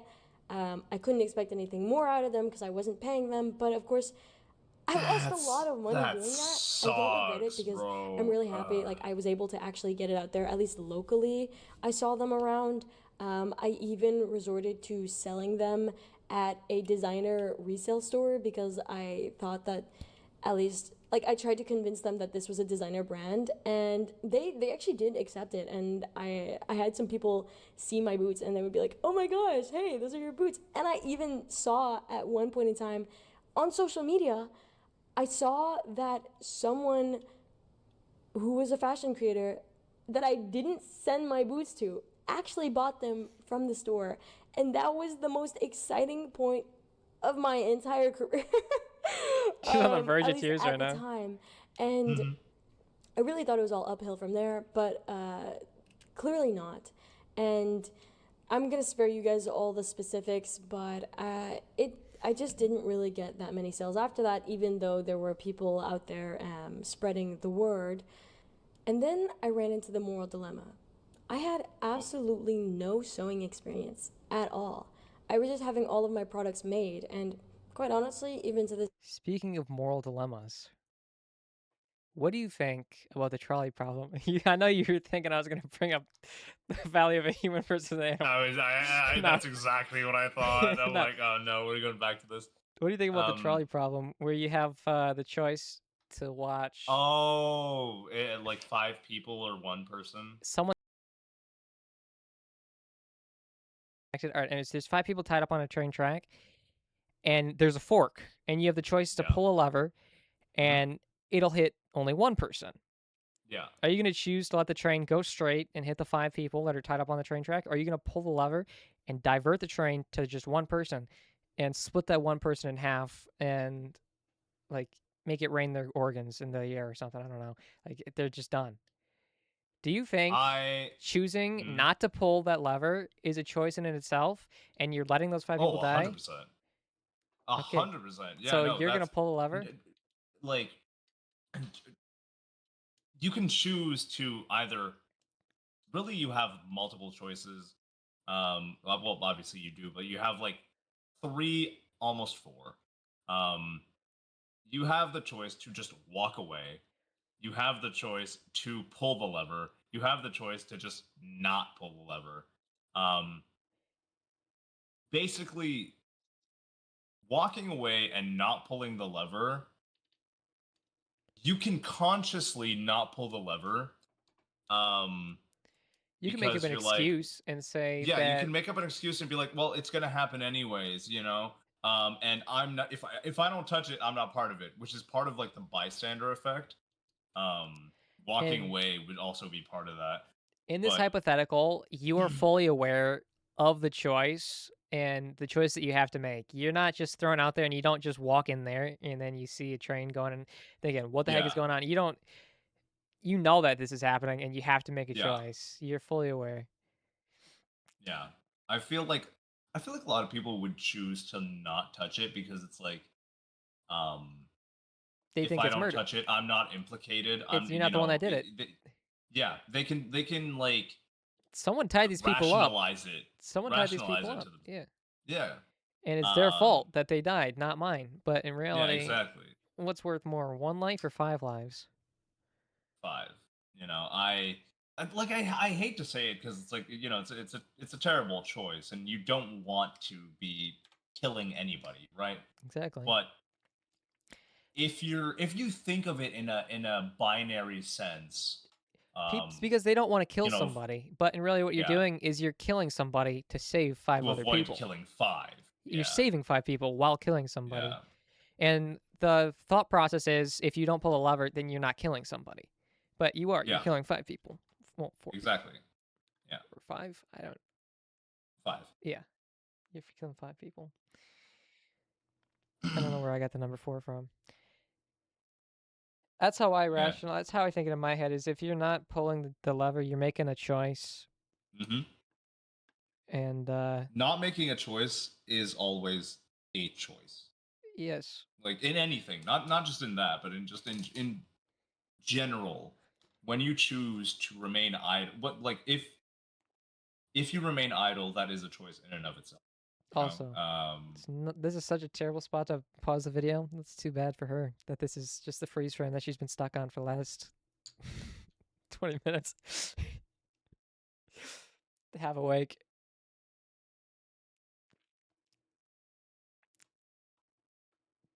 Anyways. Day, I like it that way just because I get pretty frustrated with creating things. I have created things, but I don't like to sell them because I'm a perfectionist, and if I ever decide to create something, I'm not. Unfortunately, I'm not. I'm the type of person to practice, instead of practice 1 kick 1,000 times, I practice 1,000 kicks 1 time. I like to do a lot of things. I don't just do one thing and hammer the nail down and get it done perfectly. I don't get super good at one thing. I just do a lot of things. That's my problem, is I have a million different channels. I'm always doing something else. I'm either playing games, doing reaction content, playing the guitar, and I got so many different things going on. And I just prefer having a lot of choices to do a lot of things instead of having to just do one thing. I don't know, I just get bored. I'm not sure what the reasoning is behind that, but it's a lot better to just focus on one thing and get really good at it. That's Yeah. definitively, it's just better. And unfortunately, I don't do that. What about you? I I'm also the same way. I like trying different things.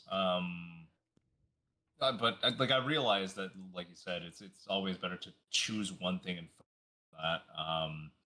But I don't want to say like I suffer from this problem. It's just I do tend to have um to kind of dream big and go or to have ideas that do not go together. And then I have this issue where I get stuck and I don't know exactly which one to pursue, or I try to pursue all of them. That doesn't work. Um, but lately, I think I have found something that it's not that I think that I found. I have found something that I kind of really I'm impassioned by that Mm-hmm. that it's that I kind of realize that it's like it's the one thing that I feel like I want to do. Um, whether whether it gets me money or not, it's something I haven't been able to get out of my head, and I really and every other idea that I've had recently that would be opposite that um has completely been dead. I know what you mean. I had the man. I forgot what I was gonna say. Yeah, that problem. I got so many different choices, and I don't know what I want to pursue for my career. And Yep. until literally the other day, I was so split between so many different things. That's why I don't have a major in college. I'm just general studies because I don't know what in the world I want to do. I was like, Hmm. do I want to own a business? Do I want to own a restaurant? Or do I want to do this or that or this or that or eh, and I know my dream is to be a content creator and be able to make enough money. That's so unoriginal. That's literally I'm gonna tell you probably 90% of Gen Z is Yeah. the same way. But I know what We I all need to grew do. up with YouTube. Yeah, We know, yeah. like, I know what I need to do now, and it's just I need to discipline myself to edit and clip and stream, and it seems so simple, but I don't know. I just I'm not disciplined enough, and that's just what I need to do. And that's what I want is to be able to sustain myself and make enough money from these platforms to be a streamer and a YouTuber and a content creator. mhm. That's my dream. But unfortunately, it's probably not gonna happen. I I'm not gonna give up though. I'm not gonna give up. yeah, I'm not gonna give up. I definitely don't think you should. It will not happen if I give up. Also, Exactly. I'm so sad that the face cam on the video is so derpy compared to the one that's on Discord. Because the one on Discord looks so it looks so cool compared to the one on the video. Like on the video, it's just like my eyes are looking just like a dang like a fish. I'm Yeah. like I look so On pale Discord, and you're like just nonchalant. white. I'm You're like just like, yeah, it's like you the know, I'm all gloomy and it's got a dark look and it's just I don't know. It's a lot cooler. yeah. It's like it's got the angles. Never gonna sell it because it's never finished. So I leave that to the professionals. But I went through this dilemma of how can I even call myself a Speaking of a dilemma, I have a question for you. I'm kidding. fashion designer if Just I kidding. don't sew clothes myself? So I completely abandoned getting bulk orders and I dedicated myself towards understanding fashion. I was doing research every single day on just how to be a fashion designer. And the more and more I got into it, I actually started to feel very inadequate because everyone else that I saw myself around in the space had access to certain places, certain labs, certain resources. Some of them were in fashion school, and I just felt like someone who is in college for something unrelated to fashion, has a full-time job, and just a whole bunch of things that are unrelated to fashion, I felt so out of place. But I kept trying. I spent hundreds of dollars on fabric, material. I really hope there's gonna be a payoff at the end of this video, and she ended up making a bunch of money instead of just like, anyways, that's a story about how I lost all my money and I'm still trying to figure it out. I have a feeling that that's more or less what it's going to be, but I feel like I don't think it's just going to be that. I think like she's going to say something along the lines of like it was a valuable learning lesson that she does not regret, and not learning lesson in the sense that like, oh, I would never do that again. You know, I've learned that that's, you know, ridiculous or whatever, and that like not to throw yourself into something without fully understanding it or whatever. Because sometimes it does pay off to be bold and kind of throw yourself out there. Obviously, you know, calculate the risks and be, you know, be cognizant of what may or may not happen. Um, but you know, and go into it with that sort of mindset that this is what I want. This is what I'm hoping for. The reality may not pan out that way, you know. And I think that's kind of what she's going to be getting at. Um, And that's but why yeah. I'm disappointed that I had to file for bankruptcy yesterday. Anyways, hope you enjoyed the video. Supplies, and I sewed some of the worst garments to ever exist. They fit terribly, Garments. but they actually they still brought me joy. I loved it. The whole process was quite frustrating, but also something that I learned from, and I love it so much. I'm glad that I did it. I didn't end up selling anything that I ever really made except for maybe 2 pieces. I just didn't have enough diligence in marketing. I didn't have the drive. I truly loved to create garments, and selling them just didn't give me as much joy as it did to make them, so I just ended up stockpiling. I had hundreds of pieces just sitting in my closet because I refused to take time to. I hated having to advertise it. All I wanted to do was. That's what I do! I just stockpile YouTube videos and I never edit them. I've got hundreds of them. I hate editing them. I'm not gonna upload them ever. Was just make more, and it got to a point where That's all I do. I just keep making more. I've got 500 gigabytes worth on my phone, and they're just keep piling up. I'm never editing them. You're never gonna see. Never. It's never gonna happen. Never. I don't care if I make $100 per video. It's not happening. I'm not gonna delete them either. They're just on my phone forever. To keep doing it, and I was immersing myself in the fashion realm, and I had so many just people around me that you could say I was jealous. I was so jealous, and I had that mindset that I was like, I'm not built for this because I don't come from this, or I don't have this, and blah blah blah blah blah, and I completely psyched myself out, and I completely dropped it. I don't get jealous that other people get more views than me on YouTube. I don't think I find myself getting jealous when I look at the statistics of my videos compared to other people's videos. And there are certain things in the world that I get jealous about. Very few things. I try to be very aware of negative traits, I suppose, like jealousy. I try to keep that in mind, and when I notice I'm getting jealous with something, I just kind of stop because I notice it. But I feel like I, in my mind, played off not getting jealous because I just kind of tell myself that I'm not trying when I make videos, and I'm not trying to get views. Most of the time I make videos just for fun. I'm not actually trying though to get views, and I feel like if I did try, I still wouldn't get views. So it's better to have the mindset that I'm not trying. When I still am. I'm editing. When I edit my videos, I do try. Yeah. I'm trying my hardest, but it's kind of what I tell myself is I don't try. I kind of have that as well, where there are certain things like you said may cause jealousy or envy. I feel like envy is the better word. Yeah. Which is unfortunate because I wouldn't want to be envious of it. Yeah. You know, sometimes you can't exactly can't really dictate how you feel about it, you know, about a certain. Yeah, you just get bitter. Usually it's just stupid things like seeing other people happy and like just when other people have things that I like don't have, Yeah. relationship wise. Mhm. These people think they are being happy. Yeah, it's I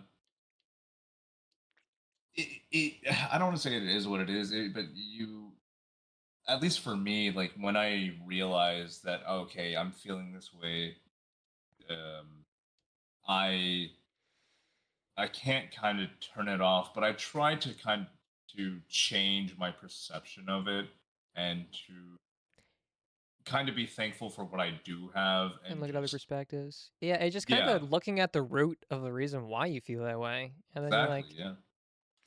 well, that's too bad. That's Yeah, too bad. that it Most of helps the to times, kind of you get it to go away. I've looked back. I looked back at my life when I was really into the fashion world, and I felt like I had completely just abandoned a piece of myself. And I don't. Yeah, that's another reason why I'm afraid to stop uploading is because I know young me wants this so bad, wants to be a YouTuber so bad, and I used to be so excited to make videos. Sometimes I'm editing videos. I'm like, I don't even know why I'm doing this anymore. I don't even feel like doing this. And Mm, I'm trying to like find the joy I once had in making videos. It's fun. It's just like sometimes I forget why I do it. yeah, I could totally see that. And, like the videos that I would make sometimes, I not necessarily recently, but well, yeah, somewhat recently when I look back at my videos and like certain ones that I wish had more views. Like don't get me wrong, I'm thankful for every view that I got, and I if I look at my channel right now, I in total all of my videos I think have got me a large amount of views. I could Yeah. not say exactly how It gets many. to a point where views you don't see Um, them as people, you just see them as numbers. yeah, And you think you're not I'm getting anywhere. just And you're just yeah like, what's the point? Of with uploading videos 40 anyway? videos. I'm just shy of 100,000 views, which is a lot. That's a lot of people who have watched my videos. That's an incredible amount of Um, people. and like I couldn't even picture that's a town. That's like a lot. Like I have friends from towns much smaller than 100,000 people. Yeah. I've got friends from like towns that have like 1,000. That's um, it's like an amazing amount of people. Um, and honestly, I look at my videos and like I'm looking at them right now and looking at the accounts, and I can't say I'm disappointed because a lot of these videos I didn't make just for views. Hmm. I made them and edited them because and I ended up having fun with it Yeah. because it's something that I wanted to do, Yeah. which I think is very important in content. And that's what I think is when I see a view, I don't think of a viewer. I don't think of view as a viewer. I only think as comments as viewers. Mm, Because that's how I know they actually watch video. Because a view could be anything. It could be someone clicking on the video and leaving after 1 second. You'll get a view. One yeah. viewer can watch a video 5 times. What counts as 5 views? That's not 5 different people watching the video all the way through and actually caring Mhm. about the video. So I got like almost 1 million views. That's like how many actual people watch my videos? Like probably 50. I don't even know. It's not 1 million people. I'll tell you that much. Um, it's not even hyperbole. It probably is around 50 to 10,000 100 of my people. views are just myself. Yeah, I'm not. It probably is the same with me. At least 1,000 of my views are me. Because I got actually more than that. I've watched all my videos and I got over 2,000 videos. So it's Mhm. going to rush you. He can't hear me because he's deafened. Regret it at all. It was very necessary for me to take the break from that. And after half a year and 3 years into Hi, Raishu. creating the business, I finally jumped back in. And it wasn't this manic. I definitely do go through phases on content creation on YouTube where I forget about it. I don't upload. I'll have phases where I enjoy it a lot. I'll schedule videos and upload very consistently. And then I'll go. I haven't uploaded on my main channel. Been months, at least 3 months. I try not to upload every day. I try and upload if I have videos scheduled once a week. That's what I try and do. Obviously, on here, I'm having fun. We just talk, and then we can upload every other day. That's what I'm trying to go for right now. Is upload Aiden reacts every other day where we do this. Yeah. We just do it again tomorrow, but we just schedule a day ahead. Because if we do that and we schedule them, then we'll have Mhm. them. We can have a whole week's worth. And we have you ever tried skits? That's the first thing I did when I first started my channel. Like Aiden's gonna be the 7 years next ago, 8 Curry years ago. Barker. My reckon you have a knack for that. Yeah, I used to be a lot better at riffing and doing skits.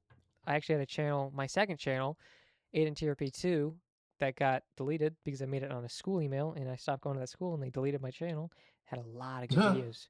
Had a lot of funny skits on there, which were funny when I was that age, which if I watched them now, they'd be probably the least funny thing you ever seen in your life. But it's kind of sad I lost that channel. I had a lot of good stuff on there that I'm not going to get back.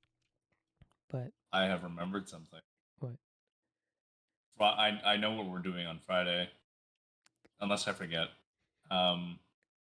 Because we were talking about skits that like you made while you were in school. It reminded me of what I shared with you guys yesterday, the screenplay that I have. Oh, yeah. And since Raishu is going to be available for Friday, That's going to be a good one. See this attachment he sent. It's a dog. He's like, oh, all right. That sounds good to me. Super He's ready. prosperous mindset, thinking that everything Prosperous. was going to be amazing. That's not a word in my I was vocabulary. actually terrified. I didn't want what happened for the past 2 years to happen again.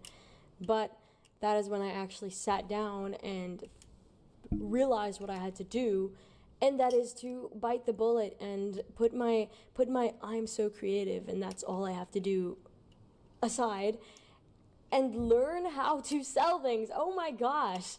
Maybe this is just a revelation for me, but I'm being honest with you guys, that was just me. I had to learn how to put the work in and learn how to market things to people. And I completely changed my method. And honestly, it's working wonderfully now. I'm not making like 6 figures from it. I didn't immediately, it didn't happen like Yes. overnight, but I'm now seeing results that I probably could have seen sooner if I had just done more research. And I'm afraid He's I'm about to send just afraid. like a G-string, just a tiny It's going to be like G-string. a GIMP suit. Oh, never mind. A gladiator You know what? costume. I am good with that. All right, so far, what have we taken from this Kiwi video? She's making 6 figures now. Yeah. She doesn't like milk. She Oh, maybe she does like milk. I think that was the last one, actually. she's a strong, independent woman who don't need no man. Yeah, she's a woman. She makes 6 figures She per might day, have a wig. actually. She might be bald. She might have alopecia. She might she might look like Jada Pinkett. It could be. It could be a wig. That's what I got so far. not dived She can do a 1-inch punch. Actually, that's what happened to FLORES' phone. If you look at it, there's a little impact in the middle of his It actually screen. does kind of look like that. I don't know. Actually, maybe it looks. Yeah, point it towards the ceiling. You can see it, but yeah, like that. Right there. Yeah. This is the 1-inch punch. I pulled a big stand on that thing. I think that's Has I didn't know connections to the actually. triads. Yep. She knows Danny Carey. Has connections to the Filipino KKK. I didn't know that. Allegedly had a guy locked in a basement. That's me. Yeah. He's also still there. the creeper. The creeper is also locked in there. Yeah, that stupid Who she creeper claims blew up. is her friend. Stupid creeper blew up. Sure. And sure. Sure. I'm not sure what else. She likes to flick boogers and Yeah, and fire ants. And she likes to kill ants. She's evil. That creeper had a wife and kids, by the way. first. I have a clip of her like doing something with a creeper again. Actually talking about Minecraft? No. Like I was gonna say she. It's not hers. It's Shy's. I know this because Shy mentioned it in a video. That creeper plush is Shy's. Oh, so it is Minecraft. Yes. Oh, okay. Yeah, but not in the I game. have one of Yeah. those. My friend Eli gave me a creeper plush all the way back in 3rd grade, and I still have it. I remember that was Nice. like that was the first time anyone actually gave me anything. Like I was like, oh my goodness, I can't believe someone actually bought me something, thought about me, bought me something. I And I still have don't it. regret any of it. I don't regret The any same thing of happened in Chicago, actually. My friend bought me a keychain, and I realized I was like, I didn't know what to spend my money on. I was like, wait a second, why don't I buy some keepsakes for my friends? I was like, why don't I buy my friends some things to take home? And then I got my Mm. black friend a fried chicken keychain. It's okay, because he found it funny, and everyone laughed. We're gonna pause the video. that time, Do any you of that have money, I don't connections regret with the making Filipino boots, KKK? leather boots We're gonna pause as the my video. first product. I don't regret any Tough of it crowd. because the way that I did it was so special to me, and I recognize now You're an ally that of the culture. because it's taking me longer than a lot I'm of glad you other appreciate it, people that Horatio. get into this kind of fashion e-commerce lifestyle, I can show people that it's all on your own timing, and the things you discover are all going to be in probably a completely different order than how someone else discovered it. I And there's also used to know how to knit. One of the no, like, quite literally. I'm just Kind of- thinking about a follow up that he might Raichu might. kind of deep. When I was a very very young, maybe like 4 or 5, um, I remember knitting mittens, with my mom, and we would then donate them to homeless shelters.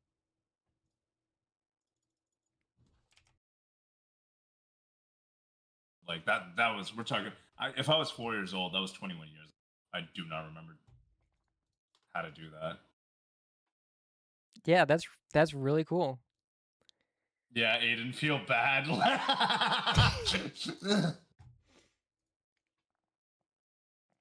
Shame.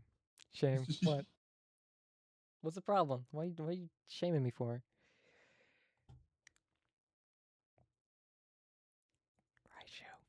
Raichu, look at the DMs. Raichu,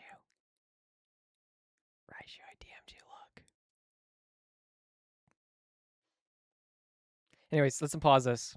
so no amount of research that you can do that won't teach you more than just failing yourself. And so here we are. And now I'm really happy with where I am with my clothing brand. I think the follow up would have that's been not- something having to do with the fact that I keep like rocking back and forth in my chair. I just realized that I was doing that because I was just kind of fidgeting with my pen, and I looked at myself in my camera, and I'm like, oh, you know what, that tracks. I thought he was gonna say something else.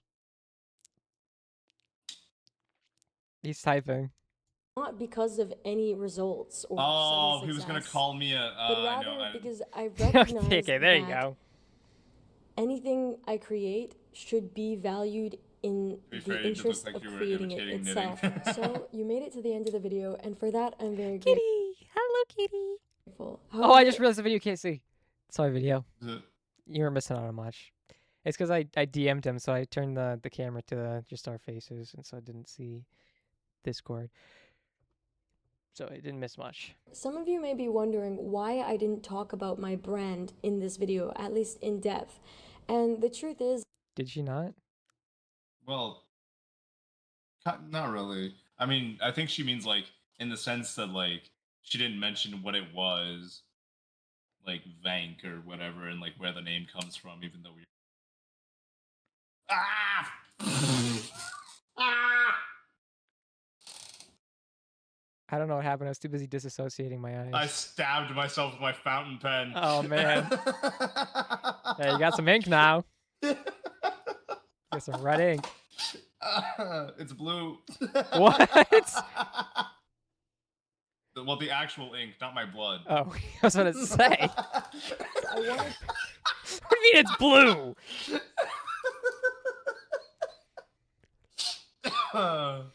You got some ink. It's blue. this to be more educational and just an experience, and not me trying to explain to you why my clothing is amazing. But I do strongly believe that the clothing speaks for itself. So I'll have the website linked in the description, in my bio. Make and more also boots, for, bro. on I the can't screen. buy And if you any. check it out, I don't doubt you'll find something you like. But I hope you enjoyed this, and I'll Thank talk to you guys later. crowbars. Bye. I see you later. Thank Slim Jims. She's gonna sell Slim Jims. She's gonna brand Slim Jims. Yep. Okay. We're at 2 hours and 20 minutes. I think that's respectable time. We can end it here. I Yep. think we should have a conversation before we end off, before we send off, before we finish this. We need to. About not stabbing ourselves with fountain pens. We could talk about that, but we also need another ethical dilemma. Ethical Another dilemma. one? Yeah. What is that? Number 3. Yes.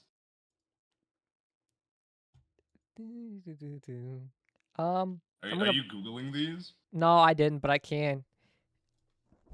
Ethical dilemma.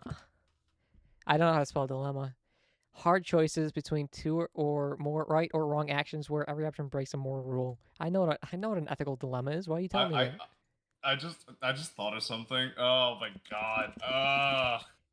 What is You want it? to know something like the worst line, possibly one of the worst lines I have ever given to a girl. Cocaine? So it came to me because of one of the words there. So there was this girl that I was into years ago, and her name was Emma, right? And Yes. we'd known each other for a bit, right? So Mhm. I went up to her and I was talking to her, and I'm like, Emma, I have a dilemma. Yeah. And she's like, what's your dilemma, Josh? And I'm like, I ain't got your number.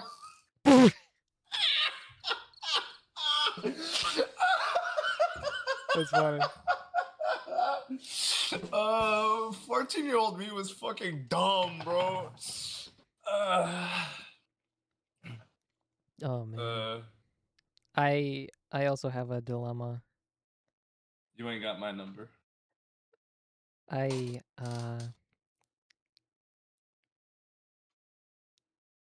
I also have a dilemma.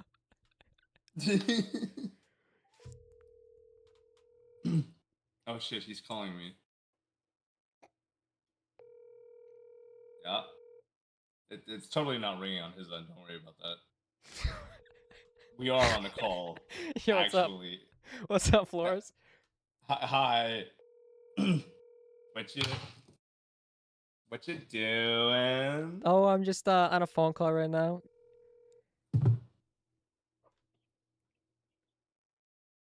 Yo. What is that? No, it is 1:32 in the AM. You say it's 1 a.m.? 1:32 in the AM. Huh? Did you just call Raichu? Oh, he hung up on me. He said it's 1:30 in the a.m. He hung up on me. That's so funny. Gosh, you're supposed to answer faster than that. Oh man, I'm gonna edit that so it's just like I called him and he said it's 1:30 in the a.m. Quit calling me, mate. And he hangs up. I remembered extremely late today that it's the birthday of my my old like roommate, and so I texted him, and he's like, "Thank you. You texted me late. It's almost the next day. What the fuck?" That's very thoughtful. All right, I'm gonna pull up ethical dilemma examples. We're gonna see if we can find anything good. My eyes. This actually reminds me of my old podcast. I actually used to have a podcast. If you didn't know, it was called. I did not. It was called. Okay, so there's the whole premise is we were very sleep deprived, and there's a podcast called Sleep Deprived, and we kind of stole the premise. Well, I don't know if that was a premise, but our premise was we were very sleep deprived when we recorded. We were stay really late and record. And it was called Woman Deprived Podcast. Woman deprived? Yes, because we're single. Anyways, Yep. it had a couple episodes. It went on for a good like 15 episodes or something like that, and then It disappeared. It's still up. I could probably pull it up. Like tears in rain. I probably unlisted it all because it was not it. Let me look up an ethical dilemma to. What's going on, Raishu? Raishu. He Raishu. heard me quote Blade Runner and was like, "All right, He's I like. gotta."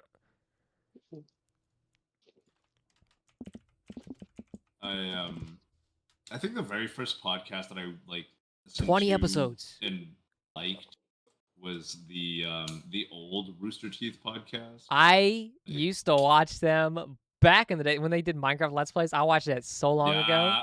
So long ago. I remember the first time I watched their videos. It was like Christmas break of like 2011, maybe. And I found like them playing a Halo Reach, like doing horse in Halo. Yeah. And like showing off like fails of the week and whatever. And I was like, oh, this is so cool. And then like I saw like them doing their like achievement hunter stuff. And that like all in the same day. And yeah, that was like the first exposure I had to them. I watched them so long ago. I don't even remember what they sounded like or what they did. I just remember Rooster Teeth. That's just all I remember. That's the last episode. Is episode 19 with Adam. That's so sad. Okay, so here's some context. This is my friend Adam. I met him on Fortnite a long time ago. We played for like 2 years. We knew each other. We were only online friends, and then we found out we both lived in Michigan. And then he came over for my birthday, and then he stayed the night for my birthday. And we had a good time. And then the next month he disappeared, and that was 2 years ago. Dang. And I don't know what happened to him. 2 years, just. That's your origin story.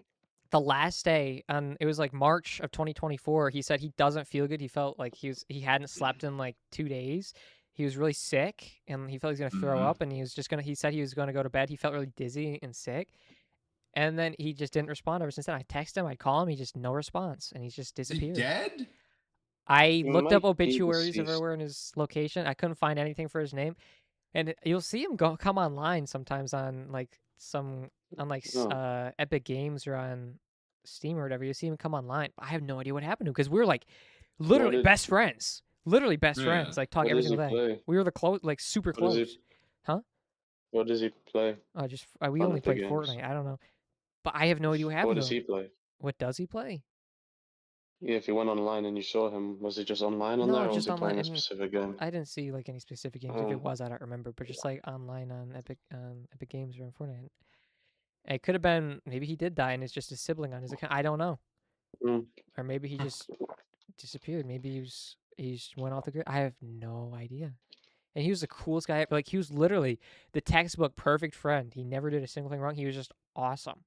And I literally made jokes like that. Like one day, it's like he's straight out of a movie. Like when the best friend, like the main character is a best friend who like gets cancer and dies in a movie, and like just like really like I literally made a joke like that once because he was like weird. It was just disappeared. I don't know. It was really sad.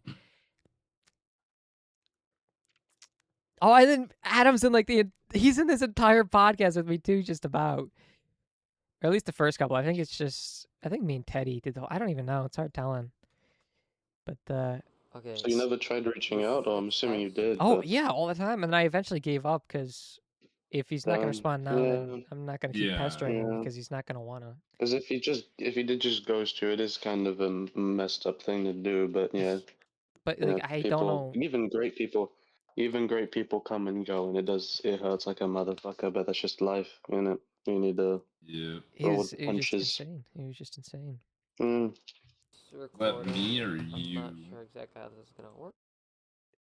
I heard like a Discord. Oh, I have no idea. It's probably from you. Just right there. Well, whatever we do. Why is my face cam so big? This is woman deprived. It's very loud. This is terrible. Do people usually show their ring light like right? I don't know. In frame. My microphone is covering my face. I have two. It's charming. I have 2 ring lights. 2 ring lights, and then you can also see the back behind of it's at an angle. The camera, so you can see where the green screen ends and begins. Oh man, this is a good one. And we were literally just hanging out. This is fun. And it's so funny because Dang. we pull the bed out of this, and it's got a whole bunch of Mhm. plastic on it, and that's just kind of how it was because it's Mm. not mine. I just loved how it was. And then my friend Dom says, Mm. "Bro, the plastic on the bed is obviously packaging," and we just laid on the plastic. Oh, there's the setup. You can see it. Well, that's cool. And then we literally That's we just pulled the probably PS4. Unironically, that looks quite cozy. It was. Yeah, It that's was like an awesome. elite. That's an elite setup to just have a bed and then the TV right in front of it. And I'm actually in the same Mhm. spot right now. This is my room before it was built up. We put up walls all around and painted the Oh. You're in concrete. right now. There's plastic here because they were doing an egress window. They were putting an egress window down up there. That's back Yeah. there. I have blackout curtains over it now. But Mm. Right. this wall right here Is your brick wall? is Yeah. brick, and then Brick that's the wall. back. And then right now I'm sitting right here, and that's where the monitors they put in a new wall. Anyways, I think there's. Oh, we're gonna look up the dilemmas. That's enough of a woman to breath. I think I fully unlisted that though, because it was not good, and I probably doxed myself in it. All right, let's see. What are the consequences of facing such an extreme moral dilemma? Why? This isn't a dilemma. This is just a question. Get on my face. I should probably read it before I read it out loud. I Has don't think anyone read any what of these G-Man are. wrote? It's just. It G-Man wrote. was. Yeah, I would throw ass on a Vank crowbar. Yeah, What? Can that's we what he get that on a said. t-shirt, please? I think we can get that on a t-shirt. Tough crowd. Aiden, I know how you feel now. Oh, I didn't hear a word you said. Yeah, me too. I was like kind of zoned out. Sorry. I think we're getting to a point where I'm so glad I'm not sharing my screen because it's just straight up dox my full name. Yeah, thanks Google. Stupid Google. Aiden Eckhart Aiden. Morowitz. Aiden the Ruby Pizza. Well, then you bet your surname then does have an R in it, then. That has to be a given. Okay. Aiden Rosenthaler. Huh? I don't even want to know the context. I don't. Yeah. No. I don't. No. No. Okay, we're just gonna end the video here. I hope you guys enjoyed I think that's a episode good 3. idea. I'll see you guys in the next one. Goodbye.